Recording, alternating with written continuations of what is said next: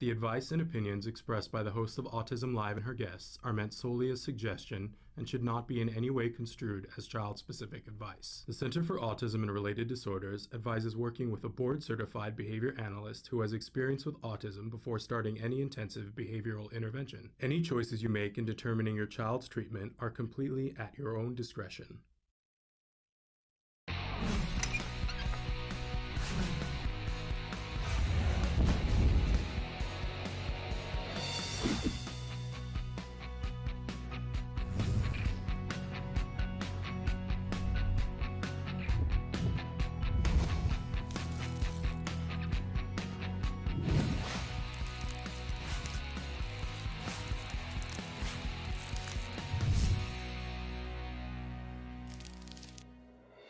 Good morning and welcome. So excited to be here with you today on this first day of April.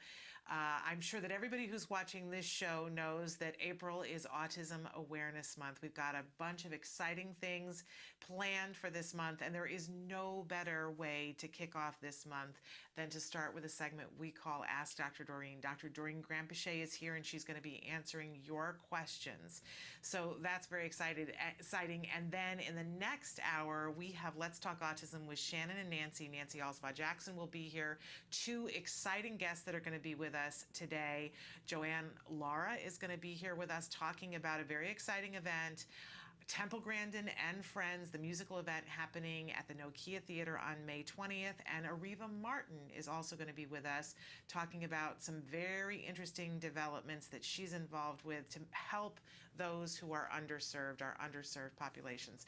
But we are going to be with you for the next 2 hours talking about autism, which is something that we do every Wednesday, but I don't know, it's a little bit elevated today because of this wonderful month. We want you to know that you can participate with us. Kelby's going to show you some of the different ways that you can be watching the shows, some of the different ways that you can be asking questions. While he does that, I want to remind you that our homepage is autism-live.com. So much to do. Please sign up for our free newsletter so that we can send you information about who will be coming up on the show. It's especially wonderful when we get a last-minute guest that we can notify you and say, hey, you have an opportunity to ask a question. Also on that page, you can be watching the live show just by clicking on the triangle that's on the computer screen. And to the side of all that is something that we call the live feature. It's a series of white boxes. Put your cursor in the one that says your question and start typing. That's really all that it takes. You don't have to log in. There is no username. There is no password. No one's looking for your credit card information. It's totally free. So we do encourage you to participate. And I don't want to waste any more time. It is time for Ask Dr. Doreen. Dr. Doreen Grandpichet is the Dr. Doreen is an expert in autism. Doreen Grandpichet. Dr. Grandpichet. Dr. Doreen Grandpichet. Dr. Doreen Grandpichet is a visionary in the field of autism. Now you can ask her questions on Ask Dr. Doreen.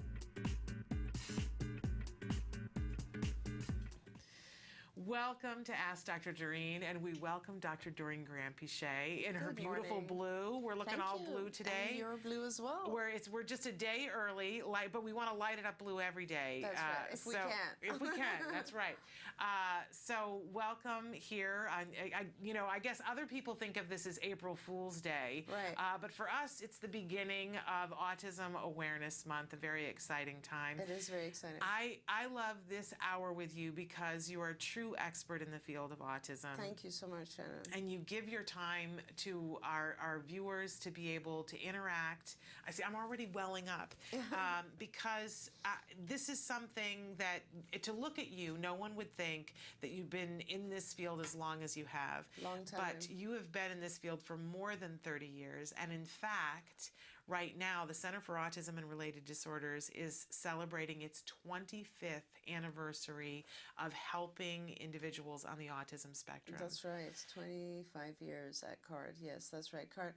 So, that means that I opened the doors of CARD in 1990, June of 1990 to be accurate. Amazing. Yeah, it's And pretty exciting. It's been a journey, and I always like to say to people, not only are you an expert in this field, but you're a visionary. You've been able to see ahead because of the knowledge that you have. and to help all of us prepare for things that are coming down the pike. And you've been such a service to this community. Thank you very much. I appreciate it. I hope so, and I hope that the next 10 years we'll be able to do a little bit more. Well, before I stop. we're not going to do it If I yet, last. but we set our fabulous Kelby Wood, who is a very talented young man. We gave him a task, and we're going to show it to you a little bit later on in the hour. Something that he did wonderful. To commemorate this 25 years that's of fantastic. service. That's I amazing. have not yet seen the entire thing of it, but what I have seen of it just makes me want to cry. Oh, that's wonderful. So in any case, I do want to say that we take this hour and people can write in and they can ask questions, but we always want to remind our viewers that no one in this format, no matter how many years of experience you have, no matter how great of a visionary you are, can give individual specific advice. That it would be a correct. disservice to think that you could. There's no way you can give Dr. Grandpichet enough information so that she can truly treat an individual. But you give us so many ideas about which questions to ask or where to investigate or what to look at, and you empower us with knowledge. Well, thank you, Shannon. And that's a really good word. These are just ideas, ideas and suggestions for parents and professionals to kind of take and see where they can lead. You expand our mind, and Thank I you. think I've always said that one of the most amazing. You've got so many talents, but truly you have the talent of perspective taking. That you can see things from our kids' perspective, you can see them from our perspective as parents, from the teacher's perspective, and just you shed light on that for us, which Thank you, helps Shannon. us so much. Thank you so much. Well, no, I'm thank you. sufficiently embarrassed for today. Well, I haven't done my job well enough. Then I have to pile it up because it's wonderful what you do. Now, I don't want to put off the questions, so I'm going to jump right in here, Great. and I want to start with one because there's a new feature on skills, which is something that really was your brainchild. You saw. And my dream for so long to try to get this to the public. Yeah. Yes. And for somebody who may be watching for the first time, Skills is an online tool. It's a curriculum, but it's ever so much more than that. To be able to help individuals, I think it's like being able to take a college and a college library and download it into your existence, not just your brain, but your existence, and have it all at your fingertips in a way that you can begin to know what to do with a child in terms of what to teach them if they're on the autism spectrum. Yeah, that's a nice way to put it. It's just so many things went into my life when I was developing Skills, and it was over such a long period of time. The original concept, as you know, with Skills was that I just wanted to try to produce something that would help parents, just put our information out there. And originally we started with just the first step was just to write curriculum, was just to write lessons. So, and we had so many lessons, and they were just a lot of our supervisors were coming up with ideas, and we were just contributing, adding to the lessons and developing them, detailing them more, and so on. Things that we saw our kids need to learn. So we just kept doing that, and we produced a series of books, and this is kind of a historical thing, which is kind of interesting that we're talking about it on our 25th. So we produced these 8 manuals and in 8 different areas of functioning, and then just around the same time that I was going to have these published, we realized, this is something that's kind of an ongoing product, like it just keeps changing, we keep adding to it, so there's really no use in publishing it, because once you've published a book, it's pretty much done, it's there. And technology had at this point now gotten to the level where you could have a website where you can give this out to people. So then we said, all right, let's just do this through technology. And it was fortunate in some ways. I always like to look back and see how things go against your will at the time, and but then end up being for the best, And so this was kind of like, oh, darn, we wrote all these books and we're not going to publish them. And then we found a company that was going to produce it for us on a website, and they took about a year and a half, and it was taking so long that I decided, and during that 1 year that we were developing the curriculum area, I realized this is getting to be such a massive curriculum that I don't want every parent who comes in here or just sees Skills to suddenly think, oh gosh, I have to teach all this, you know? So then I thought, and the fact is, we don't teach all this to every single child, we teach parts of it. And so then I realized, okay, and that's just the psychologist in me. It's like, okay, I need to develop some sort of assessment. So then we started developing the index portion, the assessment portion, which allows you to identify what your child needs. So it's just a series of questions to really, really make it very specific to your child. And then, of course, that became a massive project because we had to make sure it's a reliable tool and it's a valid tool, and we had to age norm the whole thing. And it was a pretty long period of time. But it was fortunate because as we were doing that, we also developed the IBT portion, which is sort of the training. And of course, now you have the training, and then you have the index, which is an assessment tool, and you have the curriculum. And it's all come together, and it's a nice product. It's a fantastic product. But it is a very big product. Yeah. It's huge, and it's a lot of times it's pretty intimidating to parents or families. And even though, you know, by the time we developed this thing, which would be, gosh, I should look back and see what years those were, because we're past the 10-year mark, I'm sure, on skills. I think it's maybe 12, 13 years ago. But by that point, we had already started treating a lot of children with Asperger's and a lot of high-functioning, sort of PDD-NOS, what we used to call PDD-NOS, very high-functioning kids who are not really in need of motor skill development. They're not in need of help with, especially children with Asperger's, they do not need the academic curriculum, let's say. Often they don't need the motor or play in some cases. Adaptive in a lot of cases. They don't need some of those areas. What they do need, what they definitely need, is the social area and the cognition area and the executive functioning curriculum. So we decided to make this new skills, which is basically called advanced cognition. And it's for all of our kids, really. It's for the kids who come in very mildly affected. So they're either extremely high functioning autism or Asperger's, or even children who have ADHD, because those are children who, attention deficit hyperactivity, because those are children who have not learned some areas because they've been too fast, not paying attention to the things they should socially, especially. And it's also for children who had autism and are going through the skills program or through the CARD program and have, overcome a lot of what they had and are left with, or they're with other ABA providers, let's put it that way, and they're left with a need that is very specific to social skills, cognition, theory of mind, perspective taking, executive functions like planning and so on.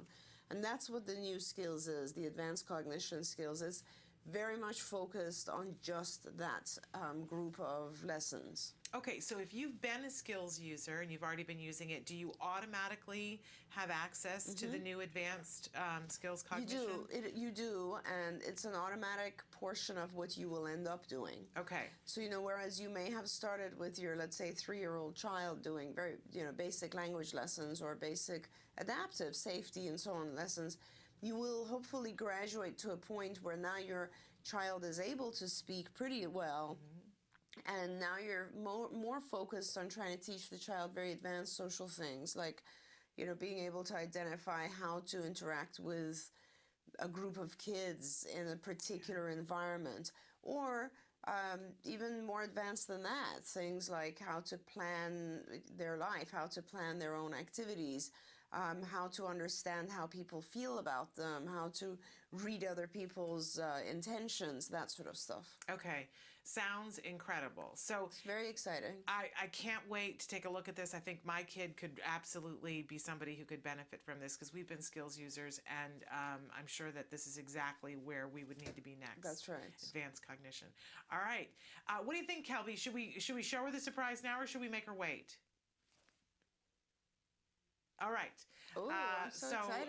This is 25th anniversary, and this is Mr. Kelby Wood, what he put together to celebrate the 25-year. Take a look. Oh. It's every parent's desire for their child to have a great start in life. Yet there is a condition affecting more children's lives than pediatric cancer, diabetes, and AIDS combined. Autism strikes 1 in every 150 children. Today, 1 in 110 kids in the U.S. will be diagnosed with autism. That is a huge jump from 30 years ago when it was 1 in 30,000. Startling new report finds the number of children with autism is skyrocketing. The Centers for Disease Control estimates 1 in 68 children has a form of autism. Now that's a 30% increase in just 2 years.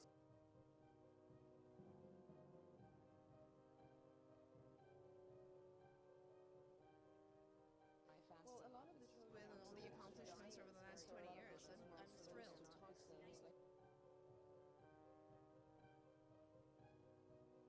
I think what kept me was the feeling that, you know, I would have a parent come to my office late at night at UCLA and just fall apart. And this is a long time ago. There were much less back then in terms of services and knowledge and so on. And I would just sit with the family and the parents and walk them through and try to take away some of their fears, you know. And at that point I realized, I think the thing that's actually most important to me is that process. I mean, thank God that I've been very, very lucky and blessed to have so many incredible clinicians join me along the way and just develop CARD in such an amazing, magnificent way.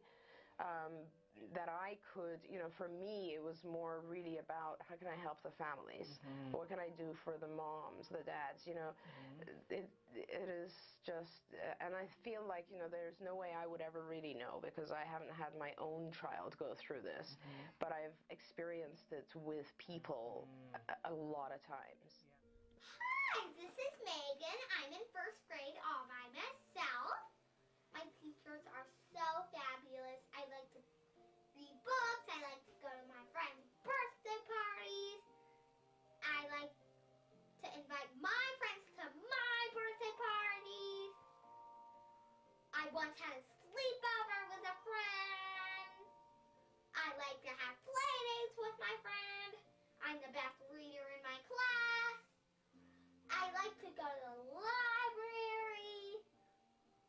I like to read different series of books. And here's how I learned to do all these things. By my card friends and Dr. Grant Pichet. Thank you, card friends and Dr. Grant Pichet.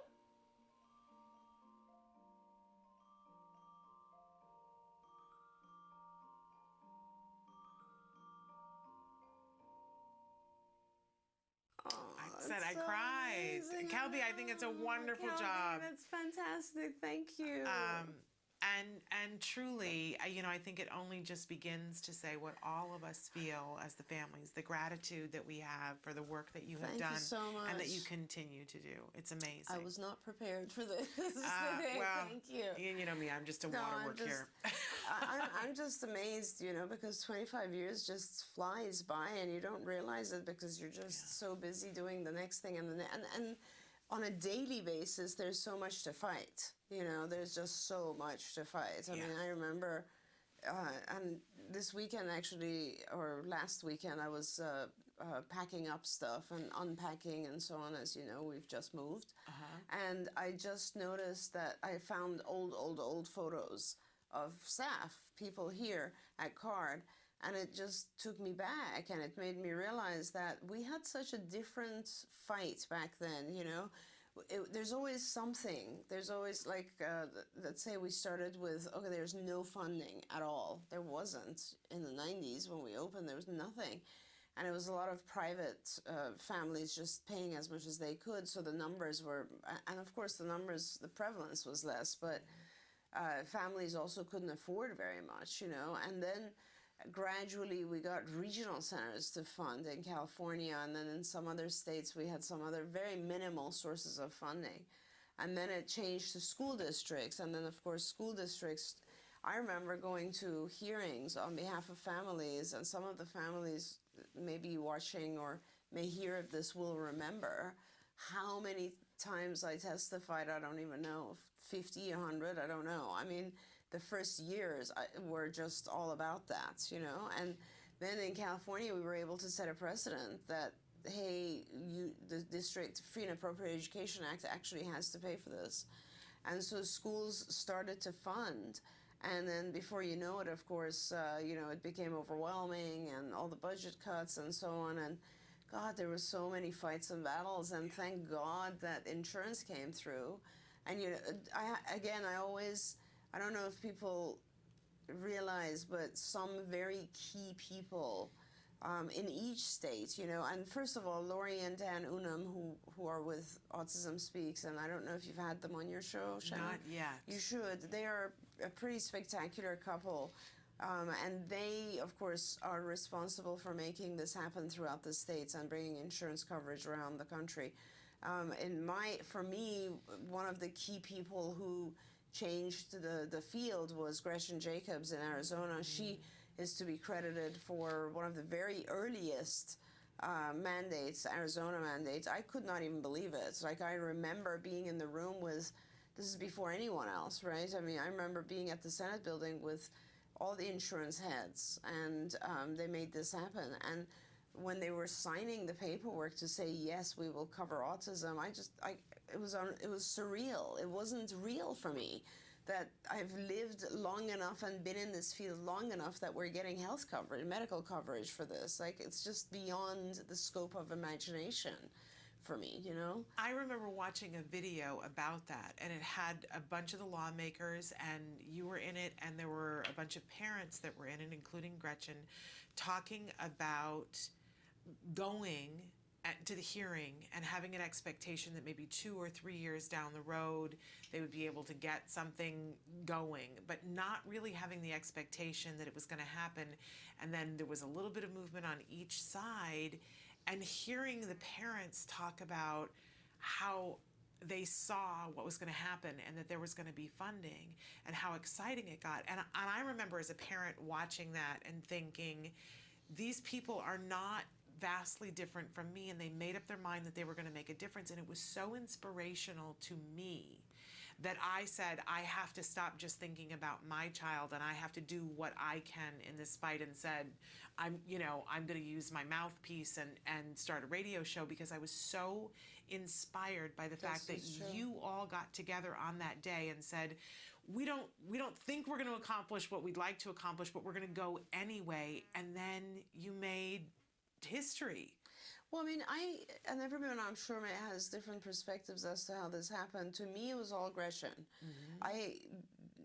There was a lot of other parents involved, and they did a few very effective things. They definitely did a huge, this is in Arizona, and I talk about Arizona because it was the first mandate that was official and, basically produced the result of, and then I think Lori Unum basically took that model and replicated it in multiple states. And I may be wrong, but from my perspective, it was the first. And there were huge gatherings where parents were involved, and they did a candlelight vigil in front of the Senate and so on, and that was very, very effective. But I mean, I don't think I've ever seen what Gretchen did was a first for me. I mean, she would not let these people leave the room. She was falling apart, screaming, yelling, crying, doing whatever you can. It seemed to everyone in that room that her life depends on this. Wow. And the truth is, she made it happen. Yeah. And there are many other parents I know in other states who were very similar and did the same thing. And I know that there were also a lot of parents in Arizona even who, followed it up and made sure that it actually happens. And it's pretty tremendous when you think about it, because the number of lives that have changed because of that, because of the fact that now we have insurance coverage, is pretty significant. Of course, now we're battling new problems. Now we're battling the insurance companies. But nevertheless, we're safe in the sense that there's some backing, there's some coverage, and it allows us to worry less about every individual child every day, and it allows us to focus more on the important things, which is analysis of our data. Everything comes together. I've been very, very lucky in this field, honestly. I mean, I've always been able to manage to have enough resources to put back into what we need to develop. It's been very helpful, and this is a huge year for us. Not only are we expanding pretty rapidly, but we are analyzing the skills data. This will be last year we started doing this, and this is the first year that we're heavily going into the database of skills, and that's what my whole life is about.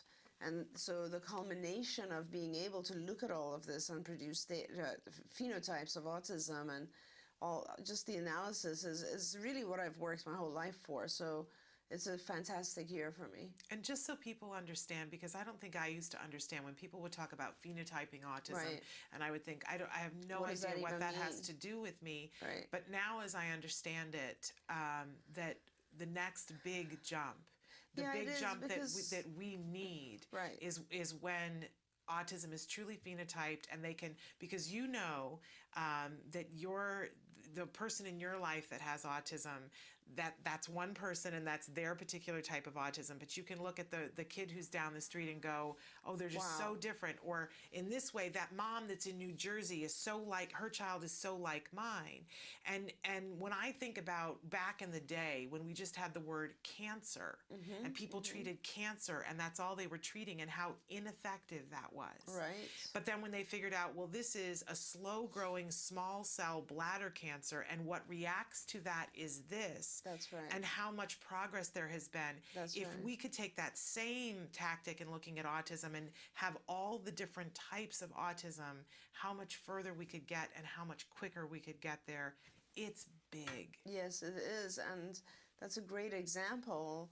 And, you know, I do think that ultimately we will come up with actual biomarkers, markers that will tell us the different types and, how to treat each one medically.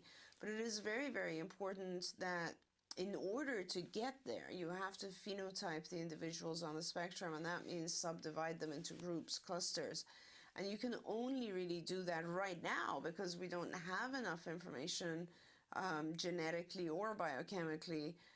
The only way you can really do that is looking at their behaviors. Yes. So we have their behaviors and we can subdivide and say all of these kids kind of behave the same. And then hopefully we will also find chemical biomarkers that separate these clusters, and also genetic biomarkers, obviously. And it'll help the next child and the next child. Every child who comes in, we will be much more efficient, know exactly what types of treatments this particular cluster of children benefited from, and that's phenotyping. And it is, if we can achieve some level of developing biomarkers and phenotypes in the next 5 years or so, I think we will have found the answer for many, many families, and that's a very exciting growth. Yeah. Very exciting.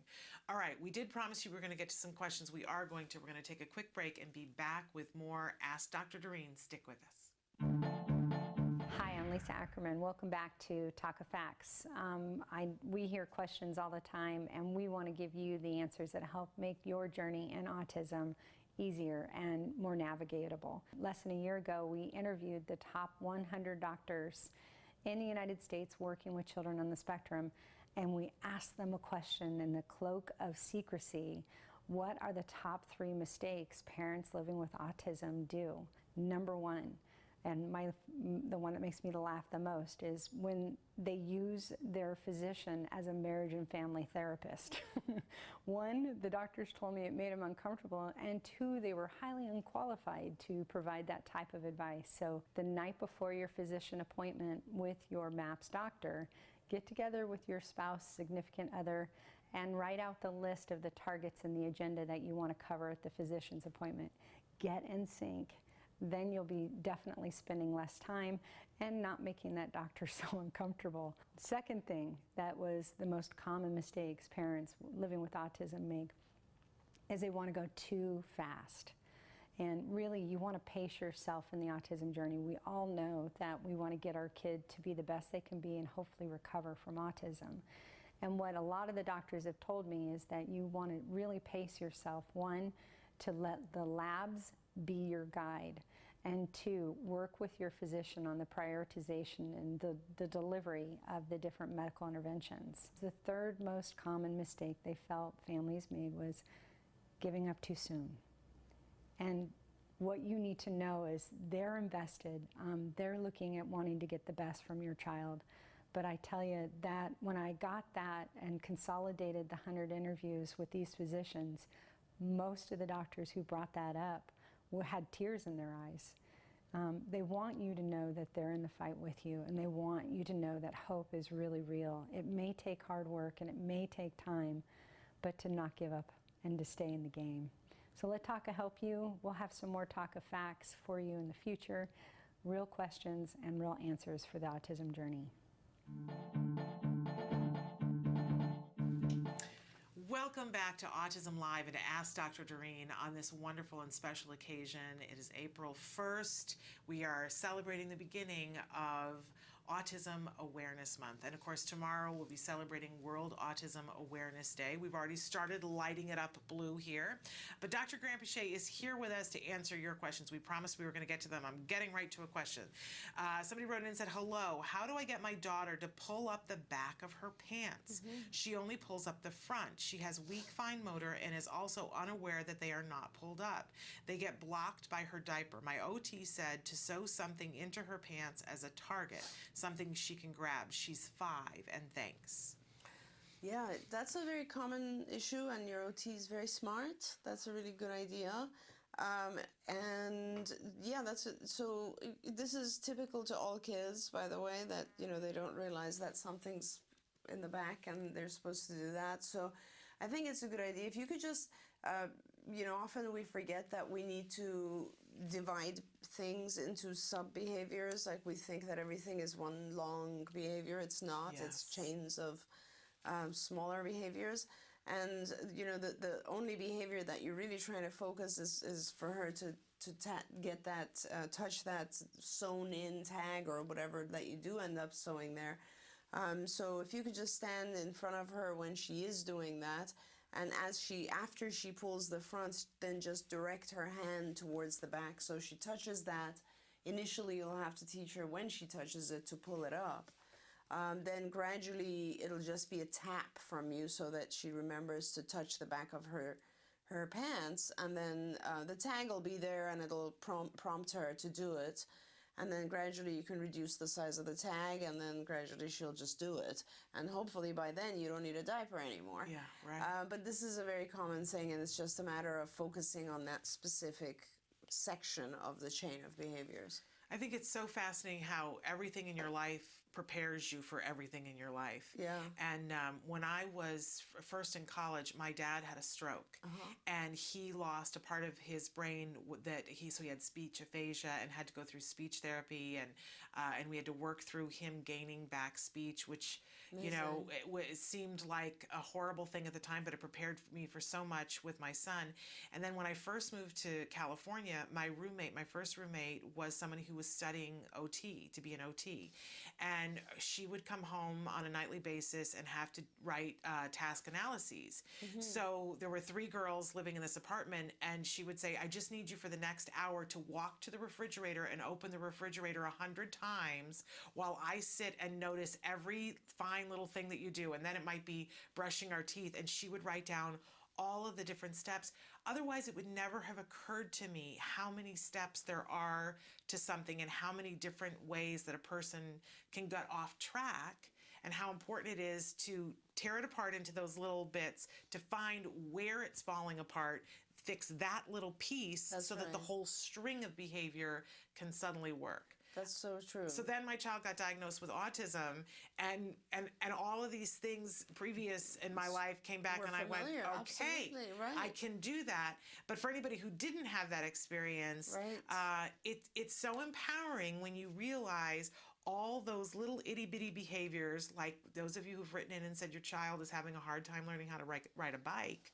Oh my goodness, there's so many behaviors, little behaviors that have to be perfected in order for somebody to be able to pedal and get down the street. That's we take these absolutely things right. for granted. No, we do. I know we absolutely do. And if you think about it, every single thing is a series of behaviors, right? It's a chain of behaviors, and it's Great that you pointed the task analysis portion out. I mean, that is what ABA is all about, right? It's all about taking a chain of behaviors and breaking it into the smallest targets, and then teaching those targets, and then kind of putting them all together.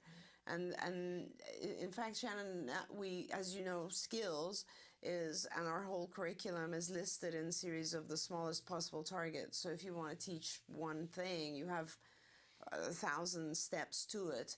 But as we developed CARD for adults, which now exists and is growing pretty rapidly, actually, we wrote it all in the form of task analyses. So we wrote the largest kind of the goal, and then we just wrote the task analysis of the individual portions to that goal, whatever we're teaching our adults. So it's very much the same thing. And it's wonderful because you don't have to do what my roommate did, which is say, you know, walk to your husband, walk to the refrigerator 100 times so I can write down all the things.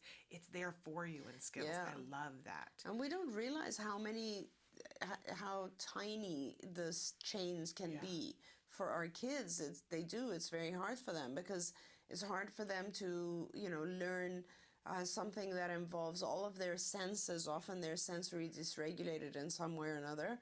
And of course, a number of different motor movements and paying attention to multiple cues, and all of that is very hard for our kids. I always tell the story of when I was doing IBT and realizing they were talking about task analysis and chaining, and the example they gave was a child learning how to put their own shirt on, and taking the shirt, laying it out on the bed, and then taking and scrunching it up from the bottom to the neck before putting it over their head. And I was telling a friend, I never would have thought of that step. That's the step. And she said, wait a second, I got to get it. She has a neurotypical daughter. She said, I got to get a pen. I got to write that down. That's what I've been doing wrong, that I couldn't figure out why she wasn't getting it, because I forgot that step too. So just keep in mind, even if your child isn't on the spectrum, you know, children, if they don't learn a certain step, can be unsuccessful, and that's not rewarding when you're unsuccessful at something. So skills can help you to be successful at all of these things. We got a little off track, but I think it's all worthwhile. Okay, next question here. Hi, thank you for your much needed show. My 5-year-old doesn't answer questions consistently at home or at school. He's about 50% for answering, even though he can understand the questions. How do I help him respond more? At times he will ask for something instead of answering, so I will make him answer before I will give it to him. What other activities can I do with him to get him to answer? Right.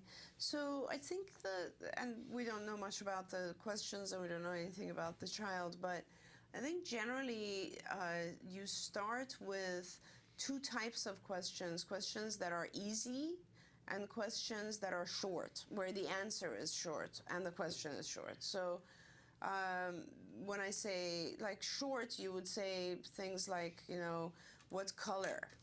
That would be very easy. What color? And that's a good one, because it'll have a visual, right? It'll have a visual prompt. So that makes it something that we know is easy. And both your question is short and his answer is short. So those are very important.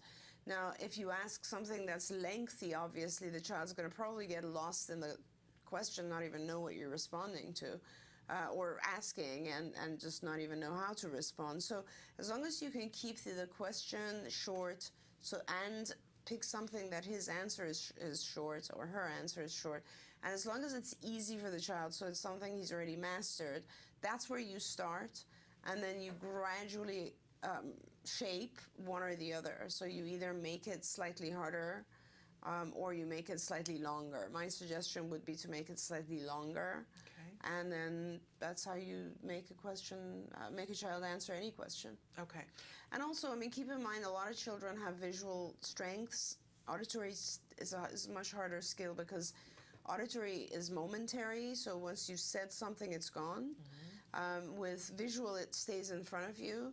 So a lot of times it helps if the child has a visual cue of some type, whether they can read and you can write the question down, or a picture that can prompt them in some way helps a lot too. Okay. And then obviously making sure that when they do respond and answer the question, that we reinforce them with something that's meaningful to them. Absolutely. And obviously also making sure that they're attending when you ask the question. Yes. Oh, hard. Okay, so another person writes in and says, I've been trying to get my 4-year-old son to talk more, but he echoes everything I say. Example, I get him to say, I can't get him to say mommy because he repeats and says, hi, his name. What can I do? Right.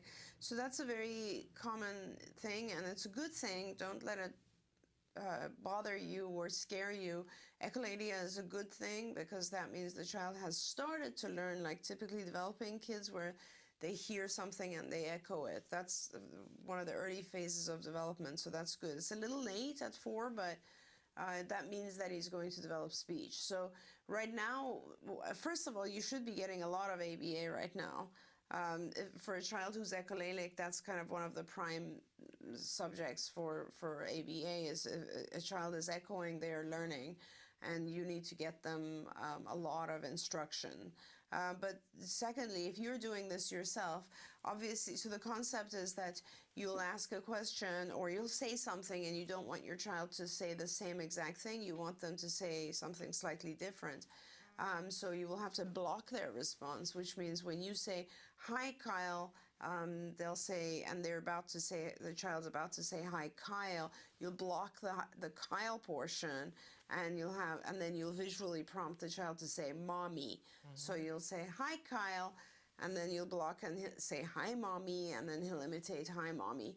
And then you gradually will remove your prompt, which is blocking him from repeating you, and he'll gradually start. So that's one way to get someone to stop imitating you and start saying what's appropriate. Another prompt is a visual prompt. As I said, you could have written down, hi, mommy.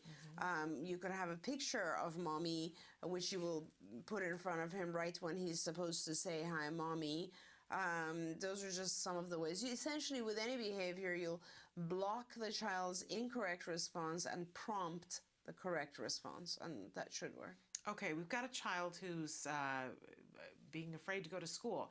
Somebody writes in and says, my son, 4.8 years old, has been attending an autism school since summer of last year.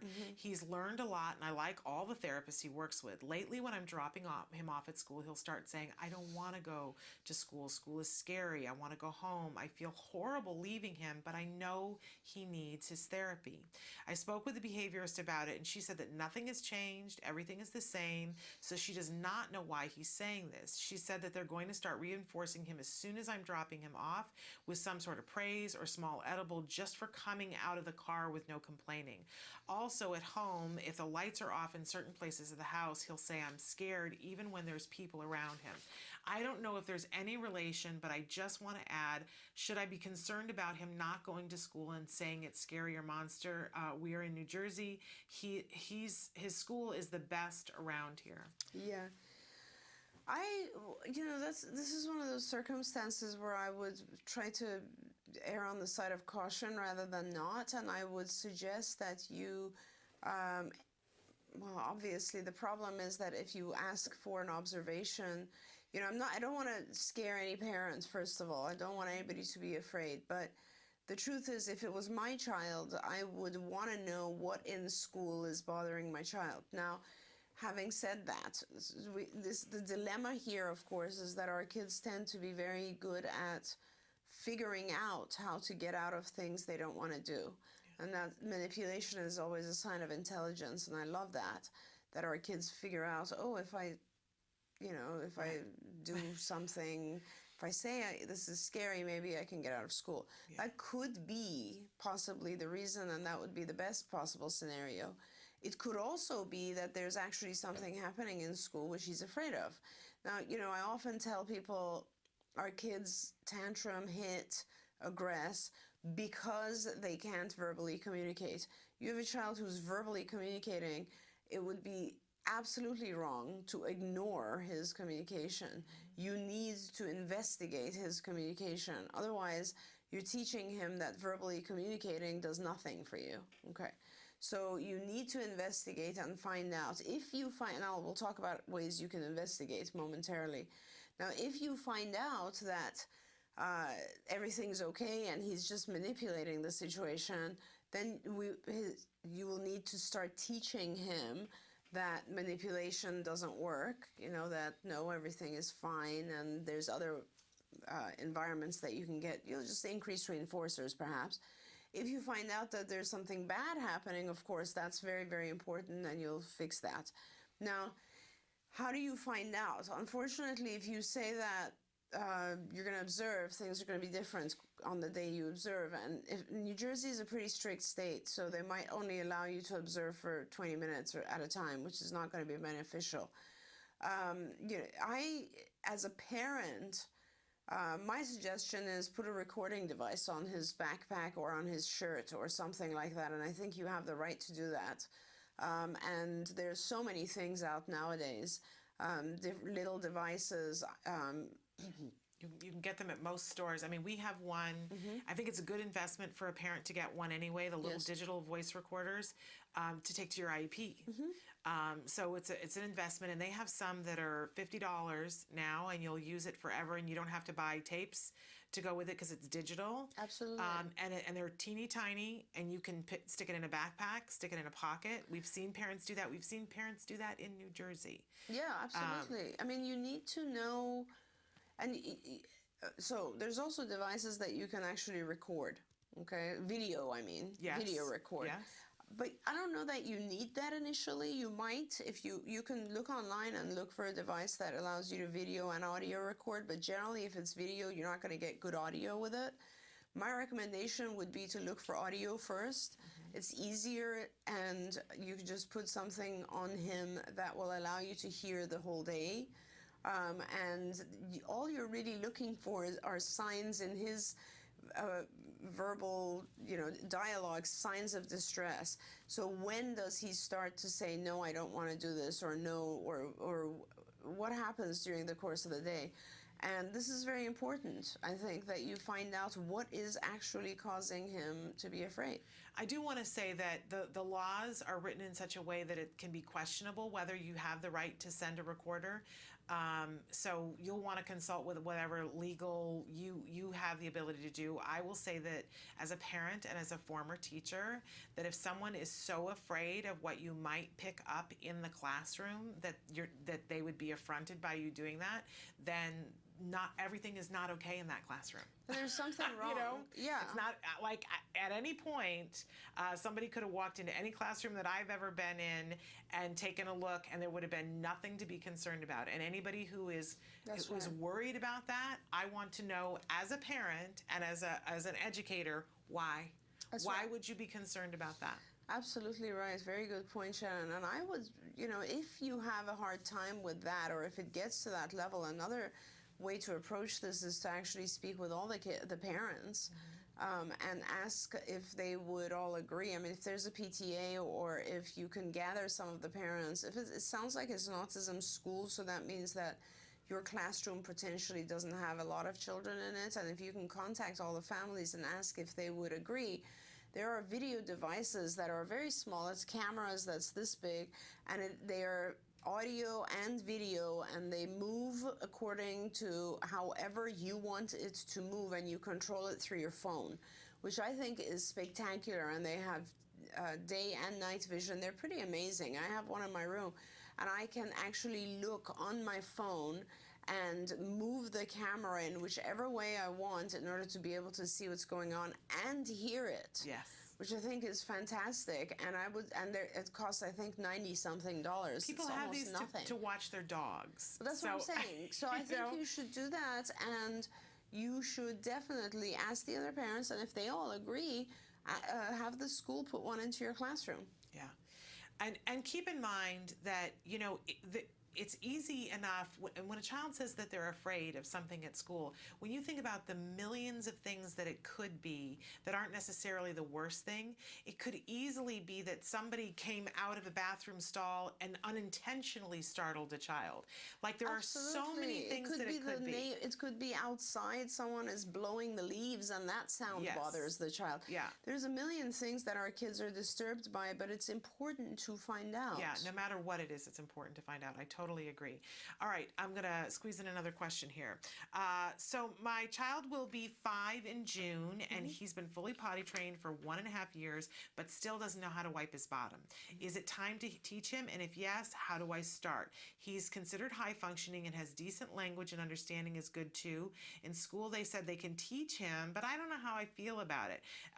They've never had to wipe him because he does not take a BM at school. I would rather teach him myself, and we don't have an ABA provider since our self-funded insurance does not cover ABA anymore, but did for a full year, but they said it was a mistake. Anyways, just in case you were going to ask if we had an ABA provider, thank you so much. You are truly angels. This is a parent that has written it to us before that had a full year of ABA, and then the self-funded insurance realized that they didn't have to pay for it.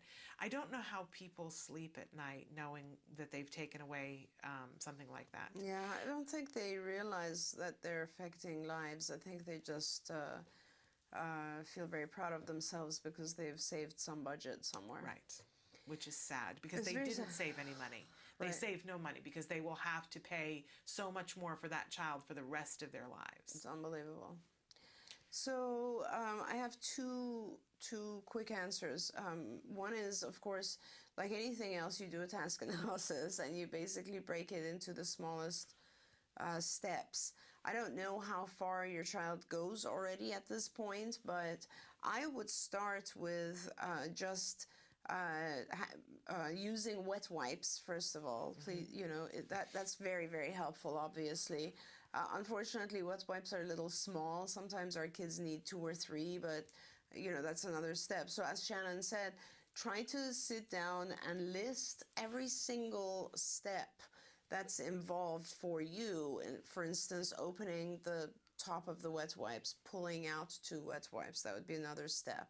And then actually wiping, and perhaps you want to make sure that the child does that 3 times or 4 times, followed by pulling out tissue maybe or toilet paper and using that to dry, and each time being aware of if it's still clean or now dirty, or still do I still need to do it.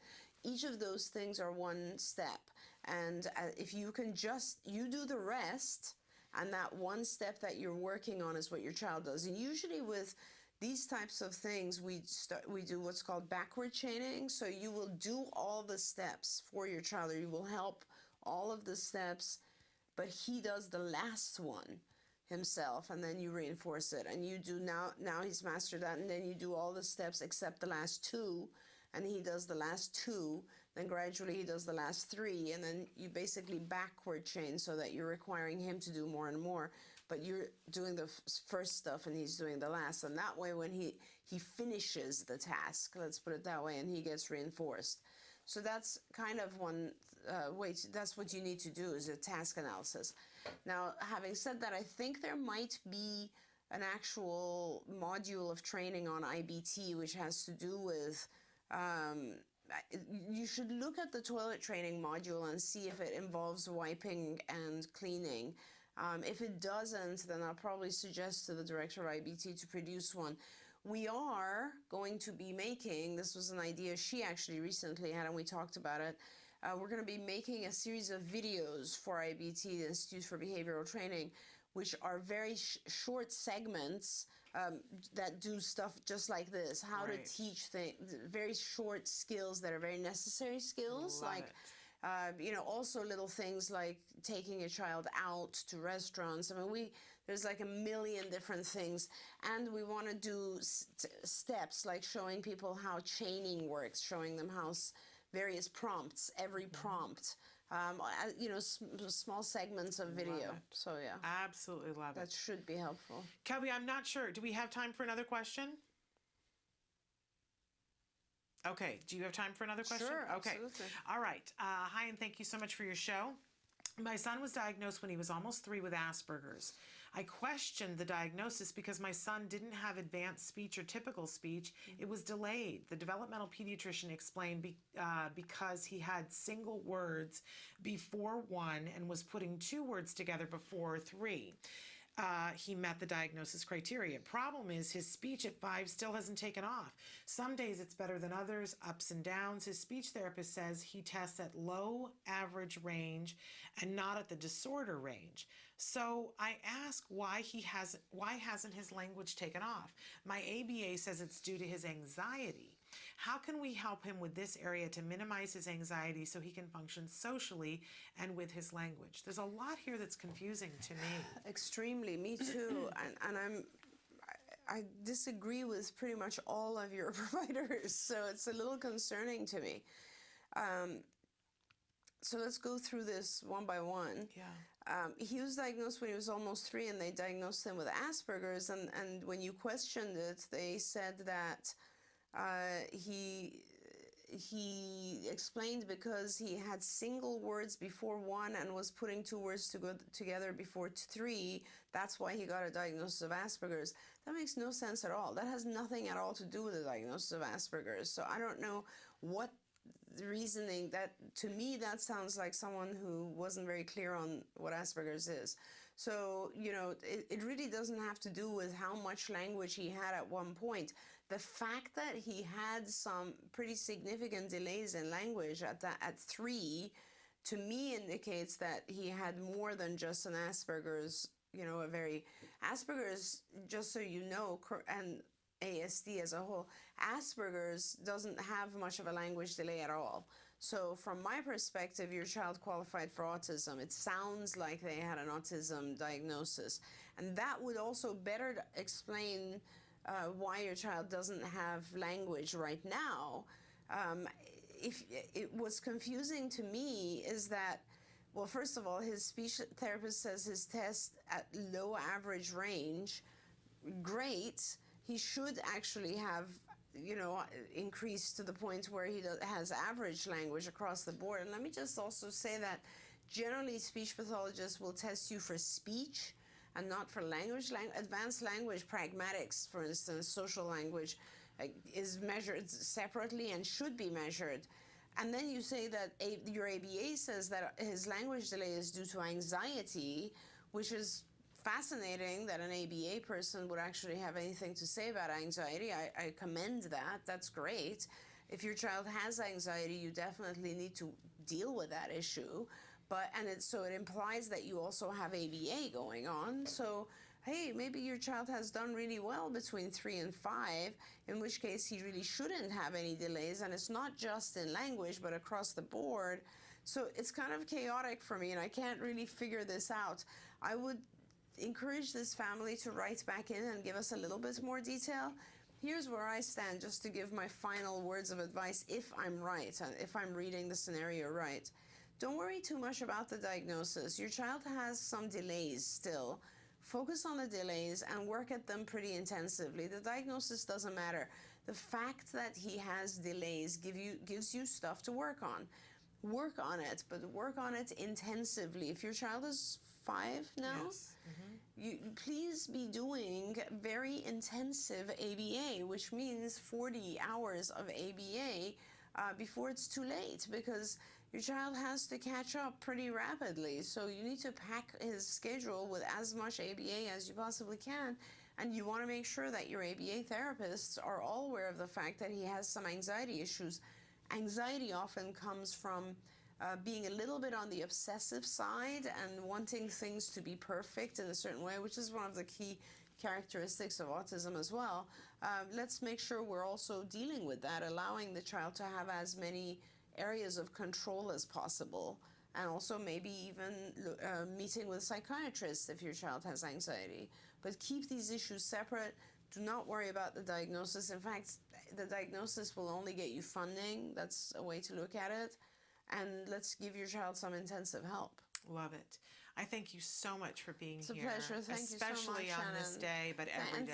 And thank you, Kelby, for helping us celebrate our 25th in such a wonderful way. And we'll continue to celebrate it all year and all month. I will next week. I'll give an update, because one of the things that CARD staff are going to be doing during this month of April is that I believe we've decided, and it is April 1st, so we're going to start doing this now.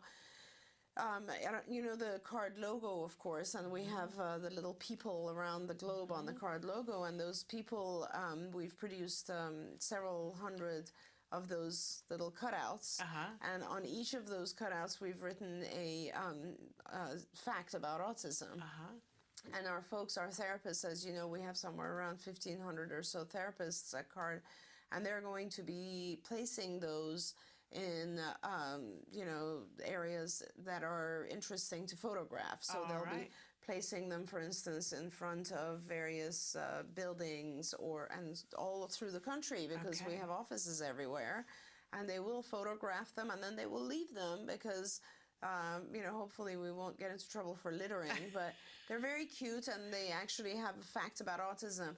What we're trying to accomplish is we're trying to spread awareness, obviously, but not just about the number of kids who are affected with autism, but about various important facts about autism. Wonderful. I think people often don't understand that individuals with autism can connect very easily. They can understand a lot.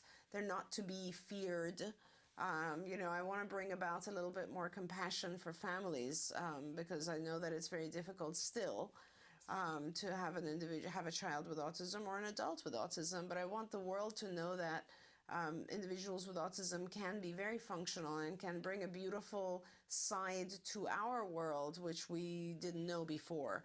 So, you know, by the end of April, and I will keep reporting throughout our shows, how we're doing and how many we've been able to distribute and put in strategic places. And then my therapist will hopefully send back photos of their little cardians. We call them cardians. And where they are, and we'll put those together in a beautiful collage. Wonderful. I look forward to that. Thank you so much. We're going to take a break now and go to the A Word. This is an ongoing documentary being made by the Center for Autism and Related Disorders following a little boy, Jack Riley. We'll take a look at what that early intensive ABA therapy looks like in his family, his ever-growing family. And then when we come back, Nancy Alspaugh-Jackson will be joining me for Let's Talk Autism with Shannon and Nancy. Our very special guest, Joanne Lara, is going to be talking with us about the really exciting event, Temple Grandin and Friends musical event on May 20th at the Nokia Theater, and some of the wonderful stars she has lined up to be participating in that event. And also Ariva Martin is going to be with us to talk about a new board that is getting together to talk about how to help our underprivileged community that is dealing with autism. So all of that right after the A Word. During clinic, everyone on Jack Riley's team meet at CARD headquarters. Here, parents, supervisors, and therapists go over any questions, concerns, and new skills to be taught. You're getting a look how cozy he is with you guys now. He's She's gonna lean on her knee. He's leaning on you. We were having him like give us fire truck and then having him say it afterwards, but now we're realizing he knows a lot, so now we can just hold up the picture and say, What is it?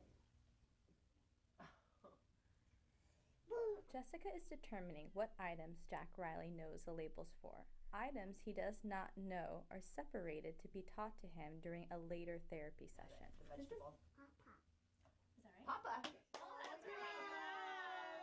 Oh, you gotta call your dad. Yo. Yeah. What is this? Oh, he doesn't know that one. What is it? Table.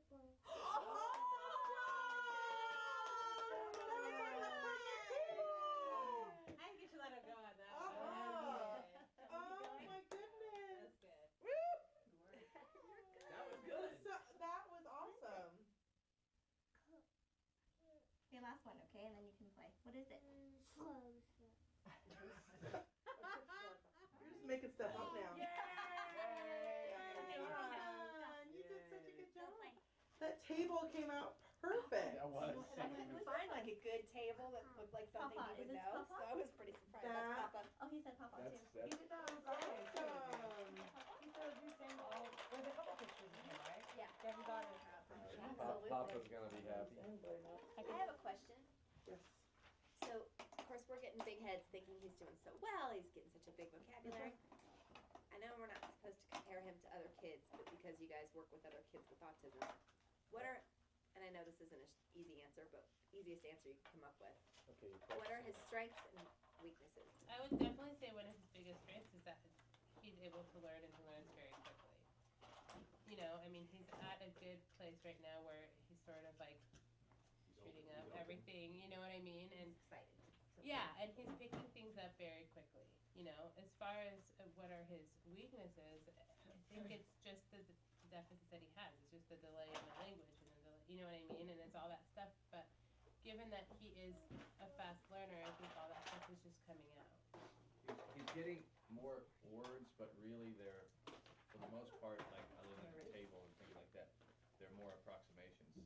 That, or are we just recognizing the consistency more often now? He's making a connection of words to an item or a person or something. Right. We can always work on the I see articulation. him. I see recognition in him. That's. You want hickory dickory dock?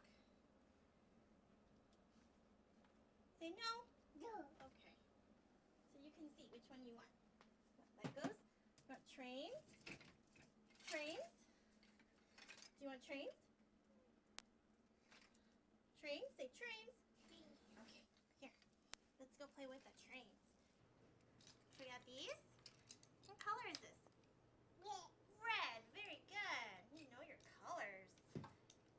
What color is this? Red. Try again. Yellow. Very good. Here we go.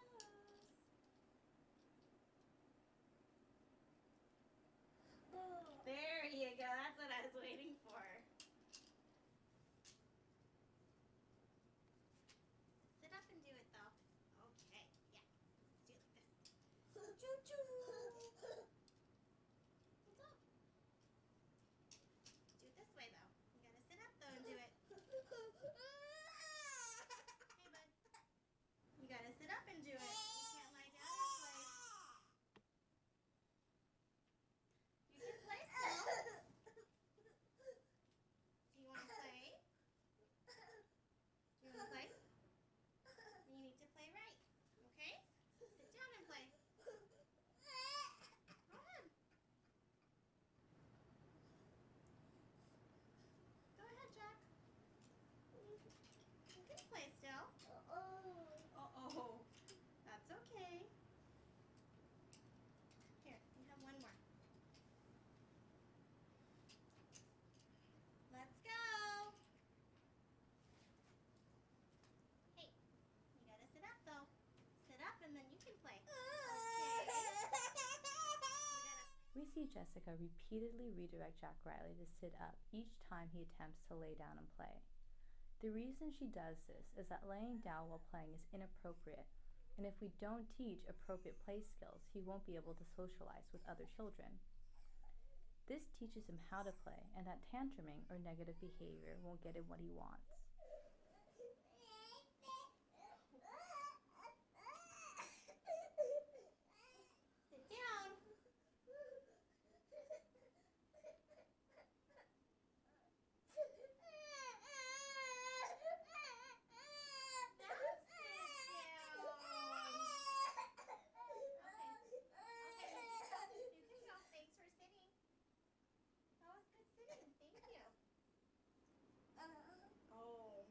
Sit down though.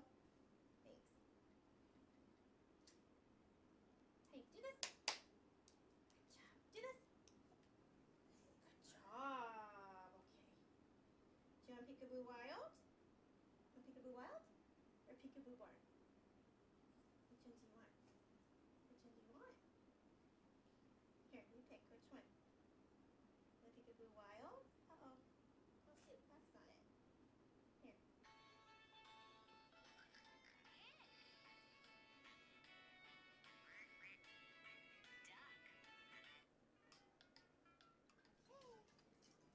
Do this.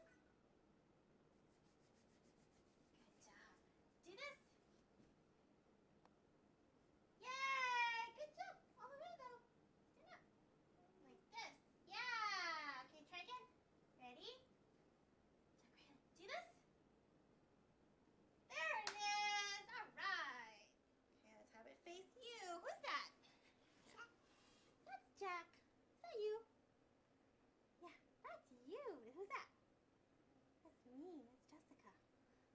Can you do this?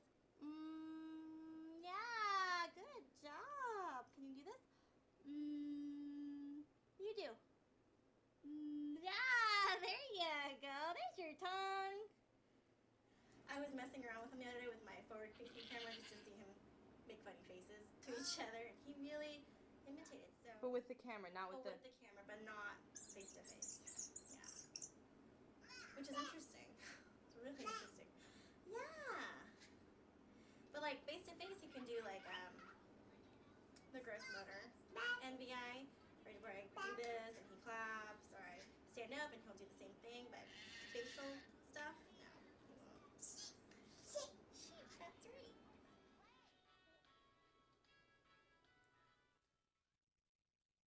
right. Good morning and welcome to Let's Talk Autism with Shannon and Nancy. I'm Shannon. I'm Nancy, and it's April 1st. It's National Autism Awareness Day. We're very blue today, aren't we? We are very blue We're today. Very blue. I didn't wear my autism necklace like you did. I should have. I have a great charm. You know, I forgot that. I particularly love this necklace because it was made by a dad who has a child on the autism spectrum, ex-military, and he makes these, and they're just really wonderful. CR9 designs, absolutely beautiful. So I wear that with pride. So here we are, the biggest month of the year for autism. I mean, yeah, day and month, and in terms of awareness, certainly. Yes. And we had a lot of fun at the Active Day for Military Families Run and Festival last weekend, and it was just an amazing event that raised funds for our Active Day for Military Families program. So it was just great, and thank you for all your support. Thank you for all the things that you do. What a wonderful event for my kid to be at and have an opportunity to give back to the community that's given him so much. So we thank you for all the work that you do, and I want to thank everybody who was there on day of. You had an army of volunteers. We did. Which was truly wonderful to see, and to see so many families get so much help. Really, really wonderful. I see you getting choked up. It was beautiful. It was absolutely beautiful. It was a wonderful, wonderful event. Yeah. But we have a really exciting show for everybody today. We saved something wonderful for here on April Fool's Day. We're already gearing up for tomorrow, World Autism Awareness Day. It's tomorrow. That's right. But, okay, not April 1st, April 2nd. But you know, for all intents and purposes here in the United States, it's the whole month, and it's about awareness and building awareness. So we wanted something really spectacular today. We have a good friend, Joanne Lara, who is an amazing, amazing woman, and she created shaker. The founder of AMT, Autism Movement Therapy, and she has brought a special guest with her, who I think everybody knows the name, James Durbin. He's an American Idol alumni.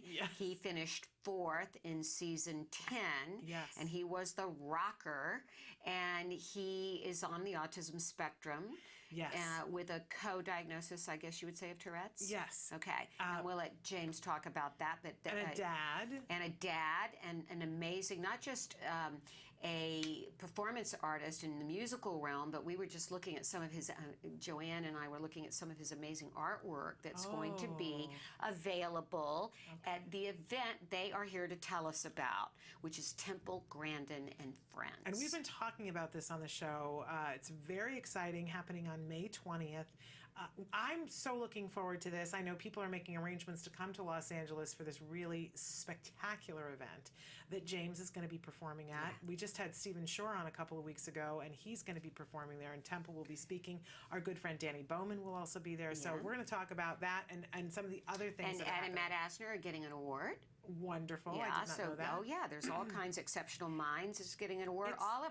We're a big happy family. We're a tribe here in the autism world, and we love helping other causes because this, and we're going to let's get them in here, but we're going to let Joanne tell you about how this is really helping adults on the spectrum in terms of getting them employment, vocational. Yeah, it's not only a great event that everybody wants a ticket to, it has a much higher purpose. Yeah. So should we take a break and then come back? We should take a break, and then we're going to be back. Don't go anywhere. And don't forget, too, at the end of the show, or end of this hour, we're going to have Ariva Martin on as well. Right. But first up, Joanne Laura and James Durbin. After this.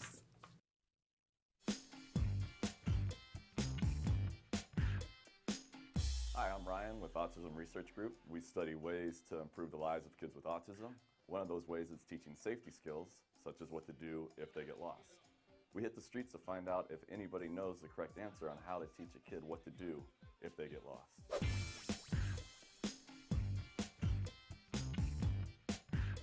You're teaching a child. What to do if they get lost. Yeah.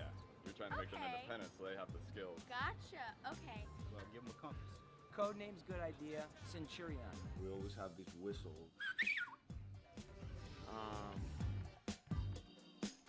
Oh, I'd Figure it also out, tell don't the kid. I tell the kid, don't get scared. It's all. You're gonna be all right, man. This is just the world. This is planet Earth. You're at home here. As long as you're on planet Earth, you're at home. As long as you're on planet Earth, you're home. This guy's a genius. With that flawless logic, he just solved our homeless problem. And as for the unique sounding whistle, although very cool, it'll probably only work if you're in close proximity. And a compass? I have her call me. Yeah, she doesn't have a phone. Parents are like, you're too young, you don't need a phone. Establish some sort of like meeting place. What if they can't find a meeting place? Because sometimes the kids get nervous when they get lost. Yeah. So like a backup plan, Well, plan B. Yeah, I don't know. No, not really. Let them go and find a new kid. Yeah, I've got a different one. Yeah. There's not much you can do. 'Cause There if is you, stuff like, you can do. That's right, there is stuff you can do. In 2012, myself, along with my colleagues, Dr. Jonathan Tarbox and Dr. Adele Nadowski, published a study in the Journal of Applied Behavior Analysis on teaching kids what to do when they get lost. The study demonstrated how 3 simple things, rules, role-playing, and praise, were effective in establishing these help-seeking behaviors. The benefit of this method is it doesn't require the child to have a cell phone or to have to locate a meeting place, which might be difficult if they're in a place like Disneyland. So once again, our method included rules, role-playing, and praise. Let's head back outside and learn about some of these rules. They should yell out loud. Can't find my mom, help me. Maybe yell out and scream for help. All right. Scream really loud. Correct. And if that doesn't work, then, I don't know. well, they could seek help from someone. Find an adult. Go to a vendor, and say I'm lost. Find an adult, like a police officer or a fireman or an employee in the store, and tell them, and maybe they can help you contact your parent. It really is that simple. You don't need to get your kid a cell phone. You don't need to establish a meeting place that they might not be able to find when they're lost and panicking. And you definitely don't need to give them a compass. All your kid has to do is 3 things. First, yell mom or dad real loud. 2, if that doesn't work, find an employee. And then 3rd, tell the employee they're lost. If they can't locate an employee, then tell them to find a mother with children, because that's probably the safest person to approach. I'm not saying that most men are predators, but most predators are men. That is a fact. I've read it in a fortune cookie. All right, so you've gone over the rules with your kid, and you've quizzed them, and they're able to tell you the correct responses so they understand the rules. But is that enough? How do you know they're going to perform correctly in a real-world setting? You need to get out there and find out if they can actually do it. So you'd go over the rules and tell them, like, do this, do that. But how would you know if they actually knew what to do? If you wanted to shoot a basketball, and I just told you, oh, when you shoot a basketball, do this, this, and this. I never practiced. You never practice. Yeah, so it doesn't matter how many times we go over the rules or how well you can repeat them back to me. It's not going to change until you get on the court and practice. Maybe do like a little skit with them. Like a role play? Role play, yeah. Your child, you're lost in the toy aisle. Okay. What do you do? I'm an attendant walking around. I'm lost. I don't know where my mom is. And then once you practice, you just like praise them, give them feedback, like, good job, you did it. Reinforcing it. Yes, this woman wins the prize for best comment. She pointed out the most important part of learning, reinforcement. Now, in our study, we used praise, but for your kid, you might have to use something else. You might have to buy them a treat, a toy, take them to their favorite restaurant where they can eat unhealthy food and run around and climb through plastic tunnels that have the unmistakable scent of urine, and then play games spending $20 to get a plastic little spider ring that they will eventually lose in a ball pit. The point is, you need to reward your child for correctly demonstrating what you've been teaching them. Okay, I'm gonna call her.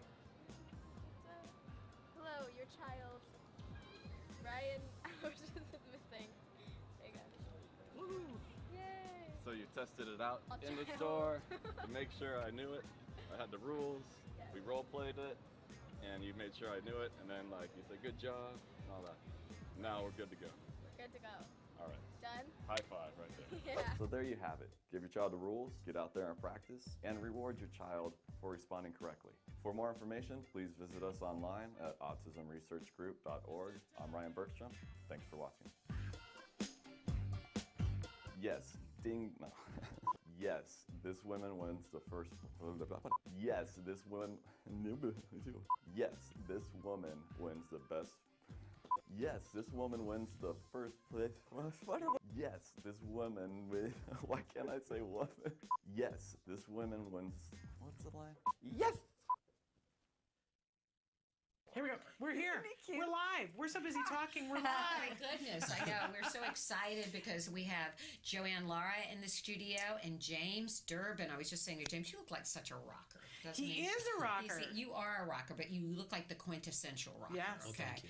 But Joanne, the founder of Autism Movement Therapy, and Joanne, you are the producer of this amazing event, which James is going to be performing at. Can you tell us about it? Temple Grandin and Friends. Absolutely. Temple Grandin and Friends and Autism Works Now. It's benefiting Autism Works Now, which is a branch of my Autism Movement Therapy, my 501c3.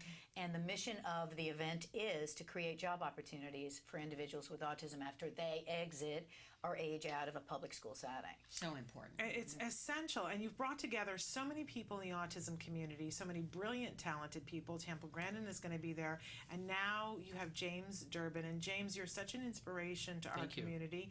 I know I had said last week for people to tune in that I mentioned that you are my son's Lieutenant Uhura, and everybody has been like, what on earth does that mean? Whoopi Goldberg has said for years that when she was a little kid, she would turn on the television and she would watch Star Trek, and she saw Lieutenant Uhura, and that was such an inspiration to her to see a fabulous, together African-American woman who was at the height of her career, and it told her what was possible. Well, when you were on American Idol, my son was relatively newly diagnosed, and we were already talking to him about autism and letting him know that this was something that made him a little bit different, but not less than, and letting him know the possibilities. And you were the first person that we could point to on television and say, you see that young man who is so talented, who you love to watch perform, well, he happens to have autism too. And to see our son stand up a little bit straighter and think, this is a cool thing. This autism that I have, I share it with this cool guy, this is a cool thing, and it let him know what's possible. So thank you for being an inspiration to my kid, and I know countless other kids and families who have looked at you and said, wow, okay, if this is what we're talking about, this is cool. I imagine you've gotten a lot of that reaction after being on American Idol. I bet you heard from a lot of families with kids with autism. I really have. It's been quite an emotional roller coaster. Because when I started Idol and I went into it, I was doing it for me, and I was doing it for my family, and I had no idea in retrospect how everything would stray away from being about me, and it would become being about something greater than me and something greater than I could ever imagine. And that, I think that culminated with we were doing Songs from Movies Week, and I was kind of really sticking to my personal grounds on something that I felt was necessary for me as an artist. And I was talking with, I'll bring you back to 2011, if you will. I was talking with Jimmy Iovine from Interscope Records, who was the mentor for us. Yes. And we had just come off of Elton John Week, and I did Saturday Night's All Right for Fighting, lit a piano on fire. I remember. I remember. And so we were doing Songs from Movies Week, and Jimmy says, you know, you need to do Pinball Wizard from Tommy. I'm like, well, Jimmy, if we all know that Elton John sang Pinball Wizard in Tommy, and I just did Elton John Week. I want to do Sammy Hagar, Heavy Metal from the animated film Heavy Metal in the 80s. He's like, no, you're going to sound like a Sammy Hagar ripoff. I'm like, you know what? I'm going to prove to you that I can do it. So I went and did it, and then I got Zach Wilde out there. But that same week, as I was focused on something about me, something greater than me happened. And I got a call from the Make-A-Wish Foundation that a little boy who had a double kidney transplant but also has Asperger's, high-functioning autism like I do, and Tourette syndrome like I do. He, out of anything in the world, he wanted to come hang out with me. Wow. So suddenly I realized this isn't about me anymore. It's about what I have that has affected me, that I've grown with since I was diagnosed when I was 9 and competed on Idol when I was 22. Right. And now I'm 26. And so it's just like, it's been this entire journey. They talk about your Idol journey and your Idol experience and everything. And it's different for everybody. And to really go through it and know that it's at that point that it's not about me. It's something so much bigger, exactly. Well, to you where just it becomes become such a inspiration to so many people, because, and not just related to autism and Tourette's, but in so many different ways. Anybody that has what has been perceived as an obstacle can see in you the way that you have taken what might be perceived as a disability and turned it into an opportunity. And I think you've inspired just so many millions of people. And we want to say that you've done 2 very successful albums. You got a 3rd on the way? I got a 3rd on the way. I'm just starting its pre-production right now, and in writing sessions and doing a lot of writing myself. And that is so cool. And getting and the lead you out. also have a new arrival in your home. Yeah, Kinsey Cruz Durbin is 4 months old, and she joins our 5.5-year-old son Hunter. Okay, that's so great, James. Well, Joanne, tell us a little bit more about the evening itself and what, all the people that are involved, and what an amazing experience this is going to be in addition to having James perform. Absolutely. Well, we're thrilled to have James because he's an incredible role model for us. He has a lot of jobs. He has a lot of success, and he has 2 children, and he's married. And he's exactly what we're looking for our children, as you say, the Star Wars character. I mean, he Star really, Trek. Star Trek, Star Wars too. Yeah. Yes, and all those. He's the walking the walk and talking the walk. And the evening itself, it's May 20th. It's down at the Club Nokia at LA Live. Features Temple Grandin. Of course, we're awarding Temple, for honoring Temple for her work, and she's speaking specifically to creating job opportunities. That's the message of the entire evening, if you will. We're also honoring Matt and Ed Asner. Right. You all know We Matt. all know. Matt. Ed Asner, we're giving them a Lifetime Visionary Award. I'm both in of them love with together. Ed, personally. Yeah. We flirt. We He's wink at fabulous. each other. Yes. You know that.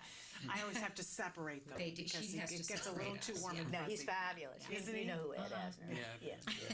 Yeah. And we're also honoring Wayne Fogelsong, who is the director of Miller Career and Transition Center. We have wanted to get him on the show. Yes. So we'll have to get that connection with Absolutely. you. And I'm honoring him twofold. We're giving him a Trailblazer Award. Okay. Because he runs a vocational program that's been up and running for 17 years.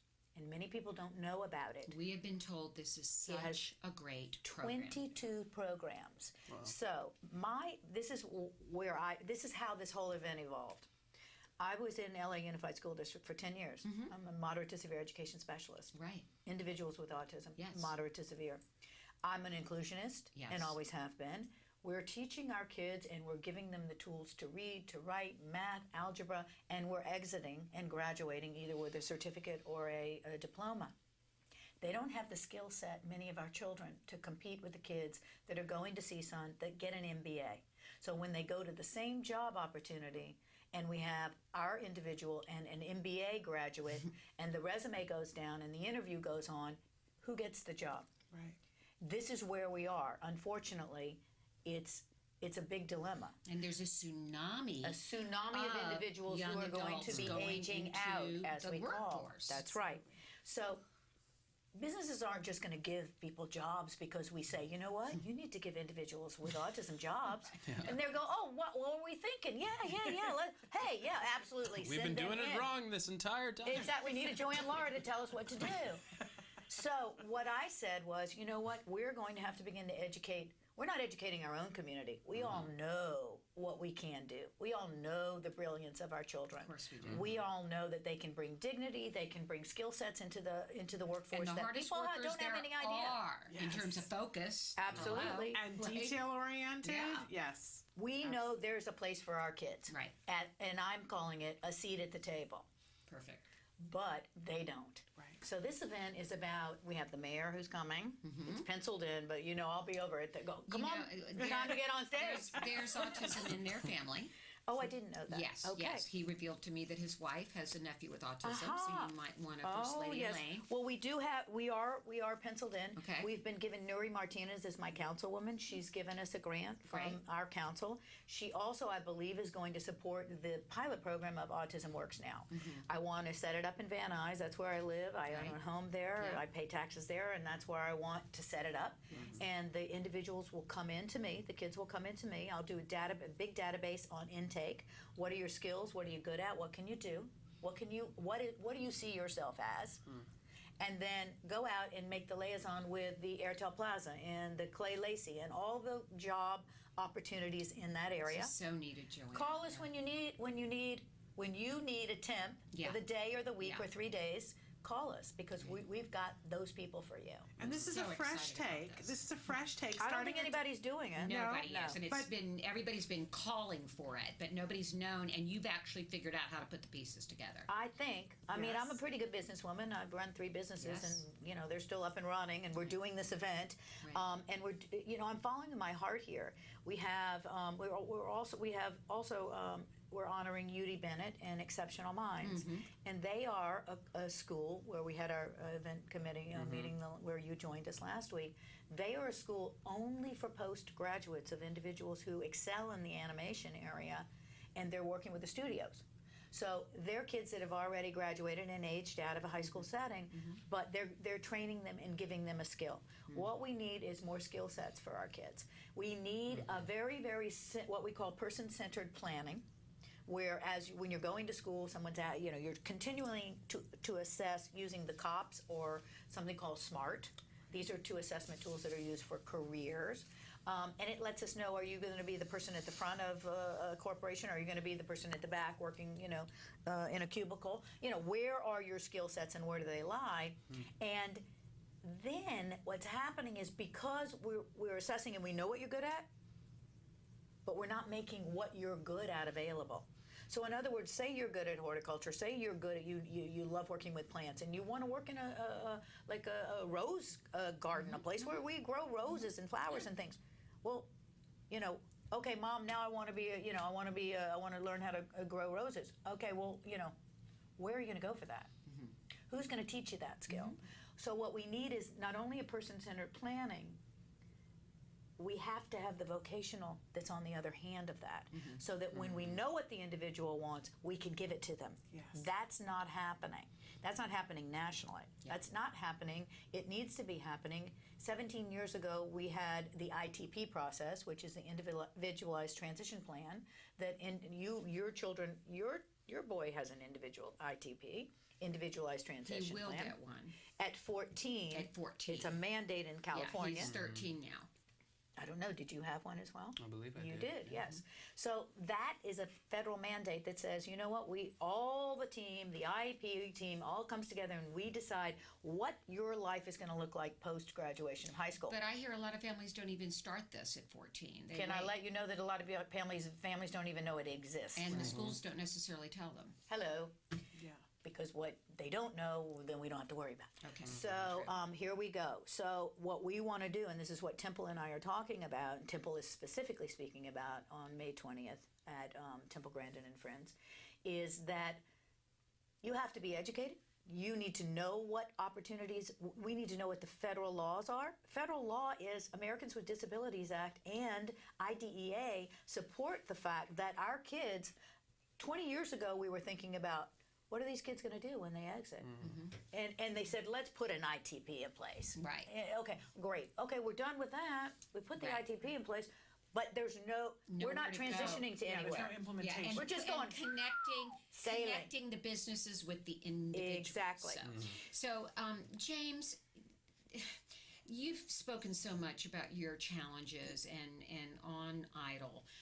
That was a lot of your backstory, obviously, and so inspirational. How difficult was it for you you talked about the fact that you were bullied when you were, at what age were you bullied? Every age. Every age, okay. Yeah.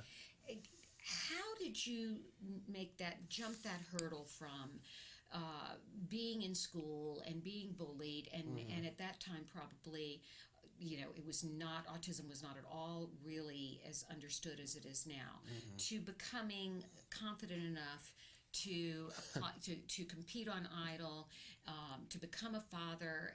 Was that a process, or was there one kind of key philosophy you kept in your head? I don't remember exactly when it was. That's a great question. Thank you. It's a little long-winded. No, it's great though. It keeps this autistic brain of mine thinking and working in ways that I don't know how it does.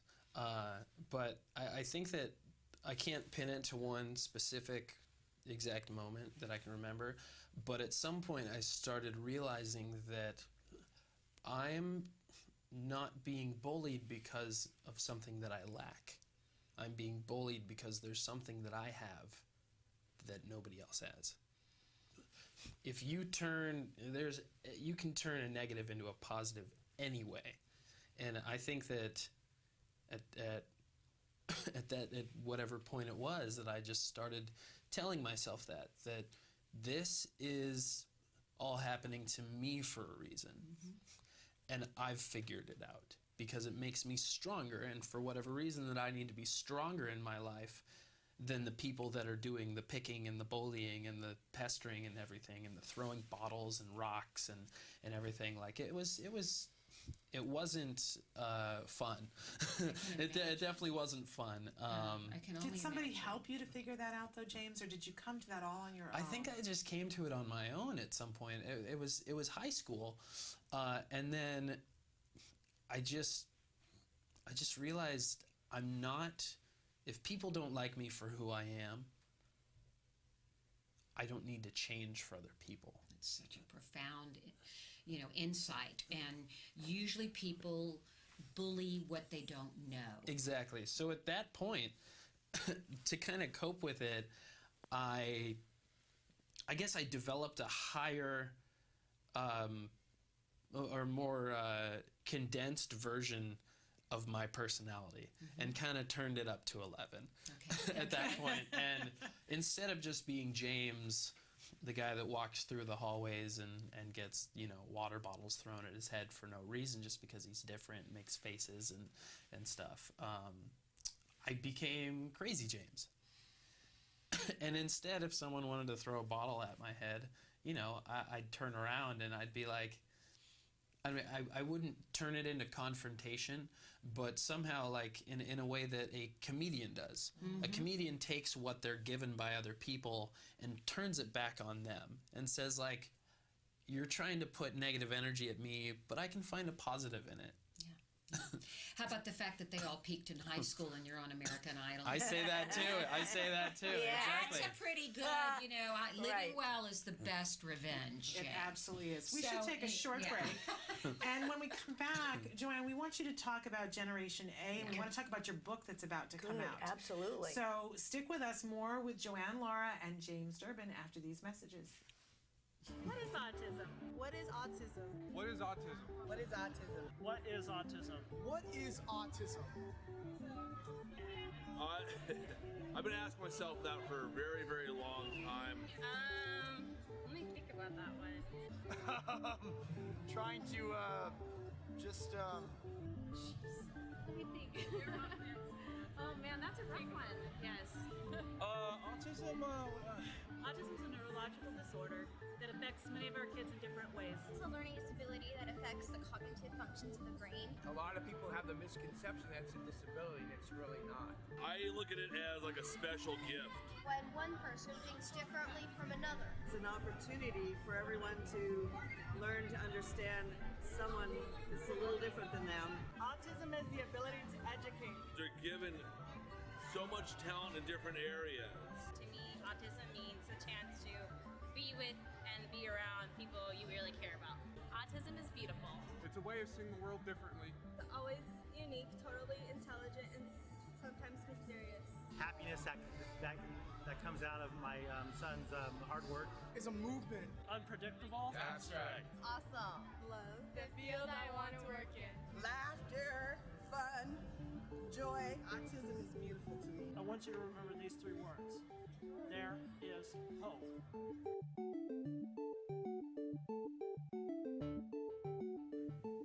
Welcome back to Let's Talk Autism with Shannon and Nancy. Nancy and I feel so fortunate that we're here with Joanne, Laura, and James Durbin. They've been filling us in about a very important event, Temple Grandin and Friends. It's a musical event. We would be remiss if we didn't talk about the fabulous music. Absolutely. Clearly, you have James Durbin. James, you're going to play. I want to play. And you're going to sing. I'm gonna sing. More importantly, I'm gonna sing. Okay, you're going to perform. I'm doing a few instrumental numbers. Okay, that would be wonderful. But we want to hear you sing too. And tell us about some of the other musical performers that are going to be here. Absolutely, it's a musically driven event. I want everyone to know that it's all about the music. You know, Autism Movement Therapy is about a movement and music program. So that's the essence of what drives me is movement and music. I don't want to live in a world without music. Right. So we have lots of music. Who could? No one could. Who would want to? Who would want to? No one would want to. So we have Rio Wiles. He's a rapper. He's a great rapper. We have Nick Guzman, plays the guitar and sings. We also have Chadwick Johnson. He's fabulous. He's like a Michael Bublé. He's like a crooner, Vegas. So good, young entertainer. We have Lonnie Park. He's an up-and-coming country western star. I know he's going to be a star. He's great. We have Danny Bowman. She's not a performer, but she's actually opening the event for us. And she's a brilliant young woman. She's a brilliant young woman. That's how I met James Durbin. And Danny's been an instrumental part in the event and making it happen. Of course, we said Temple Grandin, Matt and Ed Asner, Wayne Fogelsong, Exceptional Minds. Stephen Shore. Yes. Yeah. Stephen Shore is performing. He's actually introducing Temple. And a They're good pioneer friends. in the world of autism. Yes. Stephen and I present all over the world together. A movement and music program. So how can people find out more information and how can they get tickets? They can go to www.templegrandinandfriends.com. They can go to my website, autismmovementtherapy.org. They can go to Club Nokia. But if they go to the templegrandinandfriends.com, you'll see all the entertainers. You'll see all the performers, and you'll see that it's going to be an amazing evening that's, like we said, musically driven. James is performing. We're so thrilled that James is singing and performing. And the whole evening is going to be a lot of fun. So I want everyone to know that it's benefiting Autism Works Now, which is a program for individuals for creating job opportunities with the businesses and the liaison. But it's also about music. So it's musically driven. All the individuals are incredibly gifted and talented. We also have a meet and greet with Temple from 7 to 7:45 and James, and an art exhibit. All the art is has been made or painted or sculpted by individuals who are on the autism spectrum or special needs. Tierra del Sol is helping us with that. She's actually directing that with us, Rebecca Leinhardt. We also have who am I missing? Miracle Project, Elaine Hall. Yes. To reach out to my friend Elaine Hall. Her singers will be singing. My kids will be dancing. Autism Movement Therapy kids will be dancing. And I didn't know that you're an artist, James. This is something that I did not. I mean, obviously you're a musical artist, but I didn't know that you're also a Renaissance man. He is. Your art's amazing, So and you're going to have paint? 2 paintings there, right? Yeah, Two they're pieces, beautiful. yeah. I Thank saw you. them. Your Mad Elvis and your I think that one's called Flaming Star. Okay. And then Hendrix. Hendrix. And Hendrix. Obviously some musical influences for you. Yeah, right? definitely. I think why this event piques my interest so much, not only because Dr. Temple Grandin's involved and she's just the expert. Right. She's the number one. And but also because not only music, but just the arts in general as a way of healing and as a way of understanding that my brain works in a different way and that our kids' brains work in this different, special, important way. And I think art is so meticulous and so precise and so detailed, whether it's music, whether it's drawing or painting or any performing or dancing or anything. There's so much detail, and I just think that our brains are made for it. Yeah. Which segues quite nicely into this Generation A, which right on the cover of it, we have a quote from Dr. Temple Grandin saying, "Art saved my life." That's right. So tell us about this, Joanna.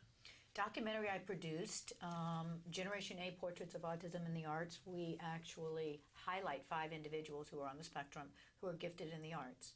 Danny Bowman, Noah Schneider. The individuals we follow for a number of years, I think 3 or 4 years. So we get to see them at the beginning of when they're beginning their animation, as Danny Bowman is a wonderful animator. And as she moved into actually winning a prize at Comic-Con for Mr. Raindrop a number of years ago, and she's gone on to win a lot of other awards. So we really kind of, when I made that documentary, I said, you know what, I want to make a documentary that is celebrating our kids in the arts. I don't want to hear any more doom and gloom. I want to show the world what our kids can do, which is what Temple Grandin and Friends is about as well. Susan Scheller is also, who will be performing and doing the opening for Temple Grandin and Friends. She wrote the music for the music song for Generation A, and she'll be performing that with the kids and some of the other individuals who are performing at the event May 20th. We also have Temple Grandin is in. She's one of the featured speakers in Through Lines for Generation A, Portraits of Autism in the Arts, as is Stephen Shore. And it's just really an uplifting documentary about can do. Can do. Can and do. A lot of our families watching really need that message. Absolutely. And on that note, I'm gonna ask James. We have families all over the world watching, and many times their children are there watching too. If you could give a word of encouragement to the parents out there that are watching today, can you leave us on that note and kind of I can try. I can do my best. I would say whatever level you are at and whatever level your kids are at, that's where they're meant to be right now. And it's a learning game. It's a learning game for you and your kids, and for your kids, it's a learning game for your parents. When I was diagnosed with Asperger's and Tourette's at the same time, I believe my mom saw an episode of Dr. Phil that it was, one of them was focused on Asperger's, the other one was focused on Tourette's, but nothing for both. And at that point, she had a breakdown. And I didn't know what to think about that, because when you look at your parents, you're supposed to see someone that's strong and has it together. But for me, now that I can look back on it and see what it meant to me, is that this is something new. This is something untouched. This is something that a lot of people don't understand, that I don't understand, that my mom doesn't understand. And we think, when we're kids, we think that our parents know everything. And we really see how transparent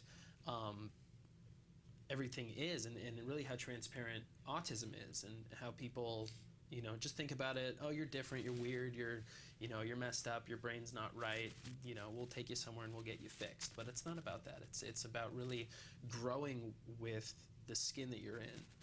And I look at my autism kind of like a snake sheds its skin, is that at a certain point, I'm going to get too big for this skin. And I'm going to grow out of it, and I'm going to shed it, and I'm going to break free of all these things that are holding me back, and the things that people have said, oh, you'll never be able to do this because you're different. You'll never be able to achieve this or accomplish this because you're different. And I look at that and I say, you know what? I might be different, but my autism, my Tourette's, they don't keep me from being me. And because I'm human, and because I can, I don't have a disability. It doesn't keep me from being able to do anything that I want to do. And I think that's the big picture here, is that just because you're different or because you're slow at learning something, with my autism, what I've noticed is that even though I'm slow at learning things, once I get it, I am the expert. Or at least I believe I am. And I feel like I can know everything. And when I was a kid, it was little things. It was commercial things, Pokemon and Toy Story and and stuff like that, and Spider-Man and comics and pro wrestling, and now it's music and pro wrestling. Sorry, honey. And But I can appreciate these things because, like I said, I'm in a different skin now. And that skin gets tougher and it gets smarter. And of course, there's going to be obstacles throughout your life, no matter what you're doing. Even for, think of all the obstacles that people have that don't have autism. And then add yours on top of that. And know that you can achieve everything. And you're going to be able to appreciate those things even more because you work 10 times as hard. Wonderful. What a great message. You heard it right here from James Durbin. You can hear this remarkable, inspirational individual for our community perform at the May 20th event at Club Nokia. Joanne, Laura, thank you for putting this event together. It is just such an honor to have you both here. And we wish you the very best. We want to remind everybody that you can get this DVD and Joanne's new book that's coming out, Waking Up the Brain, Autism Movement Therapy Method. It's coming out through Jessica Kingsley Publishers in the fall. Where can they get this and the book? They can get this, Generation A, Portraits of Autism in the Arts, on the website, autismmovementtherapy.org. The book I just delivered 2 weeks ago. Oh, congratulations. Thank you. Wonderful. Yes. It's like a birth. Yeah, it was. I cried. I finished, sure. I cried. I just sat at my computer and I cried. I went, 9 months. Wonderful. Yes, It is a gestation. It is a birth. Yes. So where can they get it? The book, Jessica Kingsley Publishers, I think we're in the fall. I think that's the publication date, and I think Future Horizons will for sure be carrying that, along with a number of probably Amazon. I would Amazon, and we'll have you back on when it comes out. When we have the book, great. Okay. I also want to do one more shout out to Adam Walden, who's a young individual who has autism, who's a musical savant. And James hasn't met him yet, but I'm very excited for James to meet him. He plays with 3 orchestras in town. He's a cellist. Isn't that amazing? Unbelievable. And how old is he? He's 15. So crazy, crazy gifted. And Michael Tolleson, who is an adult art savant. So I wanted to make sure that I talked about them as well. All these brilliant James is a individuals. messenger. James is a messenger. Yes, so he is. we know that. May And 20th. May 20th. Club Temple Grandin Nokia, and Friends. LA, Check California. it out. We're out of time, but thank Yes, you we are. so Thank you. much. We're going to Such an take honor a to have brief you both break, here. and then Thank we're going to be you. Thanks back for to having talk us. for a few minutes with Ariva Martin, so stick with us.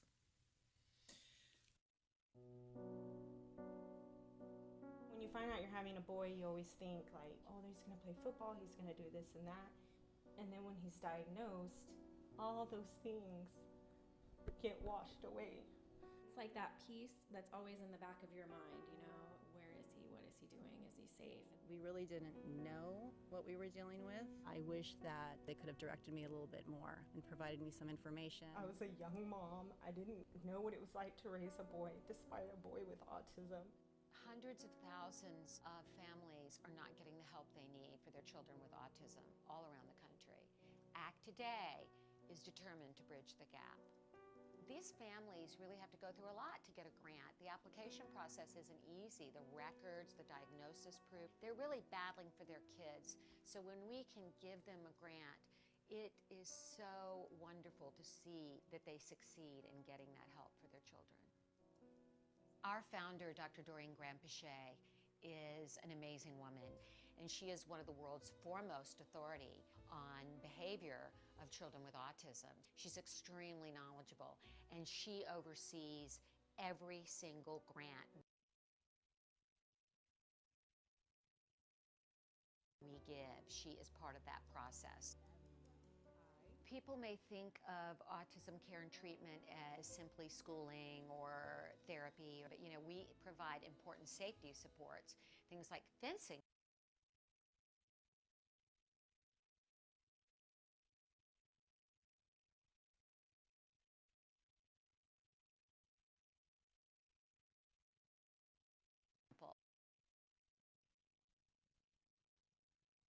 Miracle.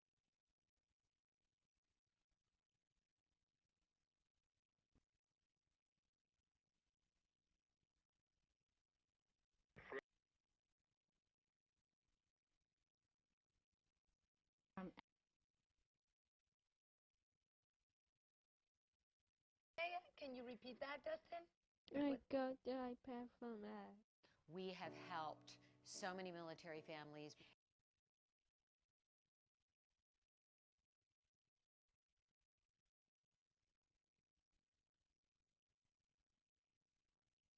and 2 battles.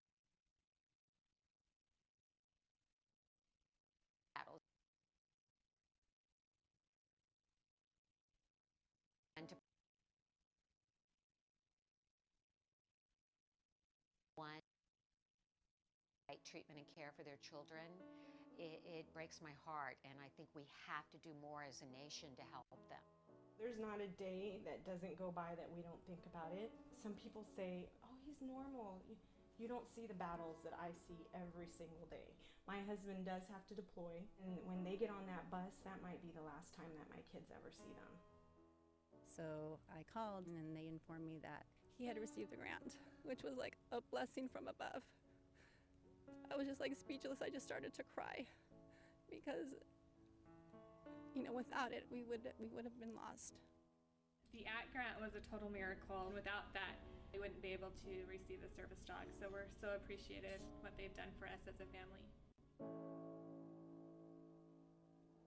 Recently, ACT Today funded a program for military children with autism in San Diego, the Inclusion Films program, which is run by Joey Travolta, and teaches kids on the autism spectrum literal filmmaking skills. They learn how to make a movie. We're ready? There you go, got it. Mark it. Okay. Everything that goes into the process of making a film goes into everyday life. So they're learning life skills, they're learning to collaborate. It was really nice to know how much they were enjoying this camp.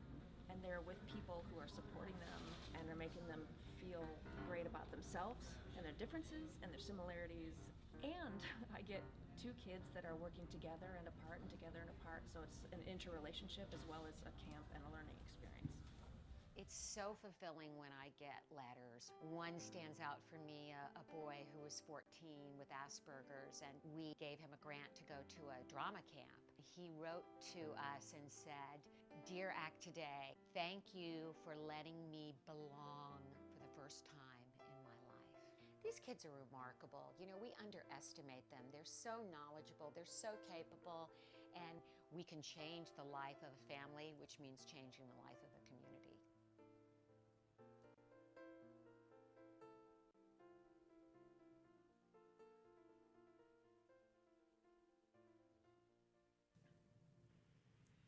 Welcome back to Let's Talk Autism with Shannon and Nancy. Joining us on the phone right now is the fabulous Ariva Martin. She is truly a visionary, so important to our community, and the brilliant mastermind behind the Special Needs Network. Ariva, we thank you and welcome you back to the show. Thank you. Always my pleasure to join you and to get to talk to your big audience, because the work that you do is also so important to our community. So always good to be home. Thank you, Ariva, so much. For anybody who is new to our show, who's never heard of the Special Needs Network, can you tell them a little bit about what this important organization does? Yes, Special Needs Network is a parent-focused nonprofit in Los Angeles. We are very involved in policy advocacy and ensuring that the laws that are enacted in the state of California are serving the needs of families who have children and adults with autism, particularly those families that live in underserved and under-resourced communities. We also provide some direct services to families, including a free summer camp. We have a pilot autism clinic where we're providing assessments and interventions for kids in South Los Angeles. And we're really big on parent training, advocacy, and mentoring. So we run throughout the year parent mentoring and advocacy programs. And generally, we're just out in the community raising awareness, creating a network for families, and giving autism families a place where they can feel connected and where they get a lot of love and nurturing. The work that you do is so amazing, and it's so very important. How can people find out more information about the Special Needs Network? Where can they go? They can go to our website, www.specialneedsnetwork.org, and as they visit the site, be sure to check out our calendar and our amazing 2-day conference that's coming up April 10th and 11th, free for parents. About 50 of the nation's top experts on everything from health, education, and advocacy lots of workshops, book signing, and just resources for families. So hope that your listeners will come out and join us. We're excited. You know, it's National Autism Awareness Month in April, so we like to, you know, make that the month where we amplify our voices. Absolutely. Now, Reva, you've had a special announcement in the last week. There's a new task force. Tell us a little bit about this task force and what you're going to be doing. Yes, so we have a partnership with Dr. Daniel Geschwin from UCLA, and Dr. Geschwin is a renowned neuroscientist, and he received a $11 million grant from the National Institute of Health to study the genetic component or genetic issues of autism in African American families. And he partnered with Special Needs Network so that we could provide outreach to families and actually connect those families to the genetic research project. So consistent with the project, we created the Autism Advisory Community Autism Community Advisory Board to support the work of Dr. Geschwin and UCLA. And on this committee is U.S. Congresswoman Karen Bass. We have other scientists. We have providers of autism therapies. We have other professors from UCLA. We have parent advocates. And we've all come together because we want to support this genetic project. We want to report out to the community some of the findings as they're made by Dr. Geschwin and his team. So we had our first meeting at UCLA in mid-March to talk about, you know, what he's done so far and what his findings are, and to set a timetable, because we want the community to be involved. We want the community to know what some of his genetic findings are, and then how those findings can drive services, can drive resources, can, you know, help families get better connected to those resources that will help their children and adults grow and thrive. So we're excited about, you know, bringing together policymakers, advocates, scientists, educators, all together in one room, again, to focus on providing the best in care for families in our county. So important and so essential, Ariva, and I'm so thrilled that you are on this task force because you are somebody who can get this done and really make awareness grow, because this is an area of our community that has been so traditionally underserved. So I'm thrilled that you are on this committee and leading the charge. Unfortunately, we're out of time, but Ariva, will you promise to keep us posted on this task force? I will. I will keep you updated on the work of the committee, on the findings from Dr. Geschwin with his genetics project, and always, you know, the wonderful things that the families and parents of Special Needs Network are doing. We love you. We love the work that you do, and we're just glad to be a part of this really special community we call the autism community. We love and appreciate you, and we thank you so much for being here with us, and we wish you an amazing month of April with amazing events coming to pass. Thank you so much for being with us today. Thanks, Shannon. Take care. All right. Bye-bye. What an amazing show. What an amazing day today. We want to thank all of you for being with us. Don't forget that tomorrow, World Autism Awareness Day, we're going to take a trip around the world. We've got guests lined up in all different kinds of countries. Can't wait to have an opportunity for you to hear from Iceland and South Africa and Australia and someplace very close to us here and many other well. So in any case, tomorrow, World Autism Awareness Day. Can't wait to be here with you to share it with you. Until then, give your kiddos a hug from me. Bye-bye for now.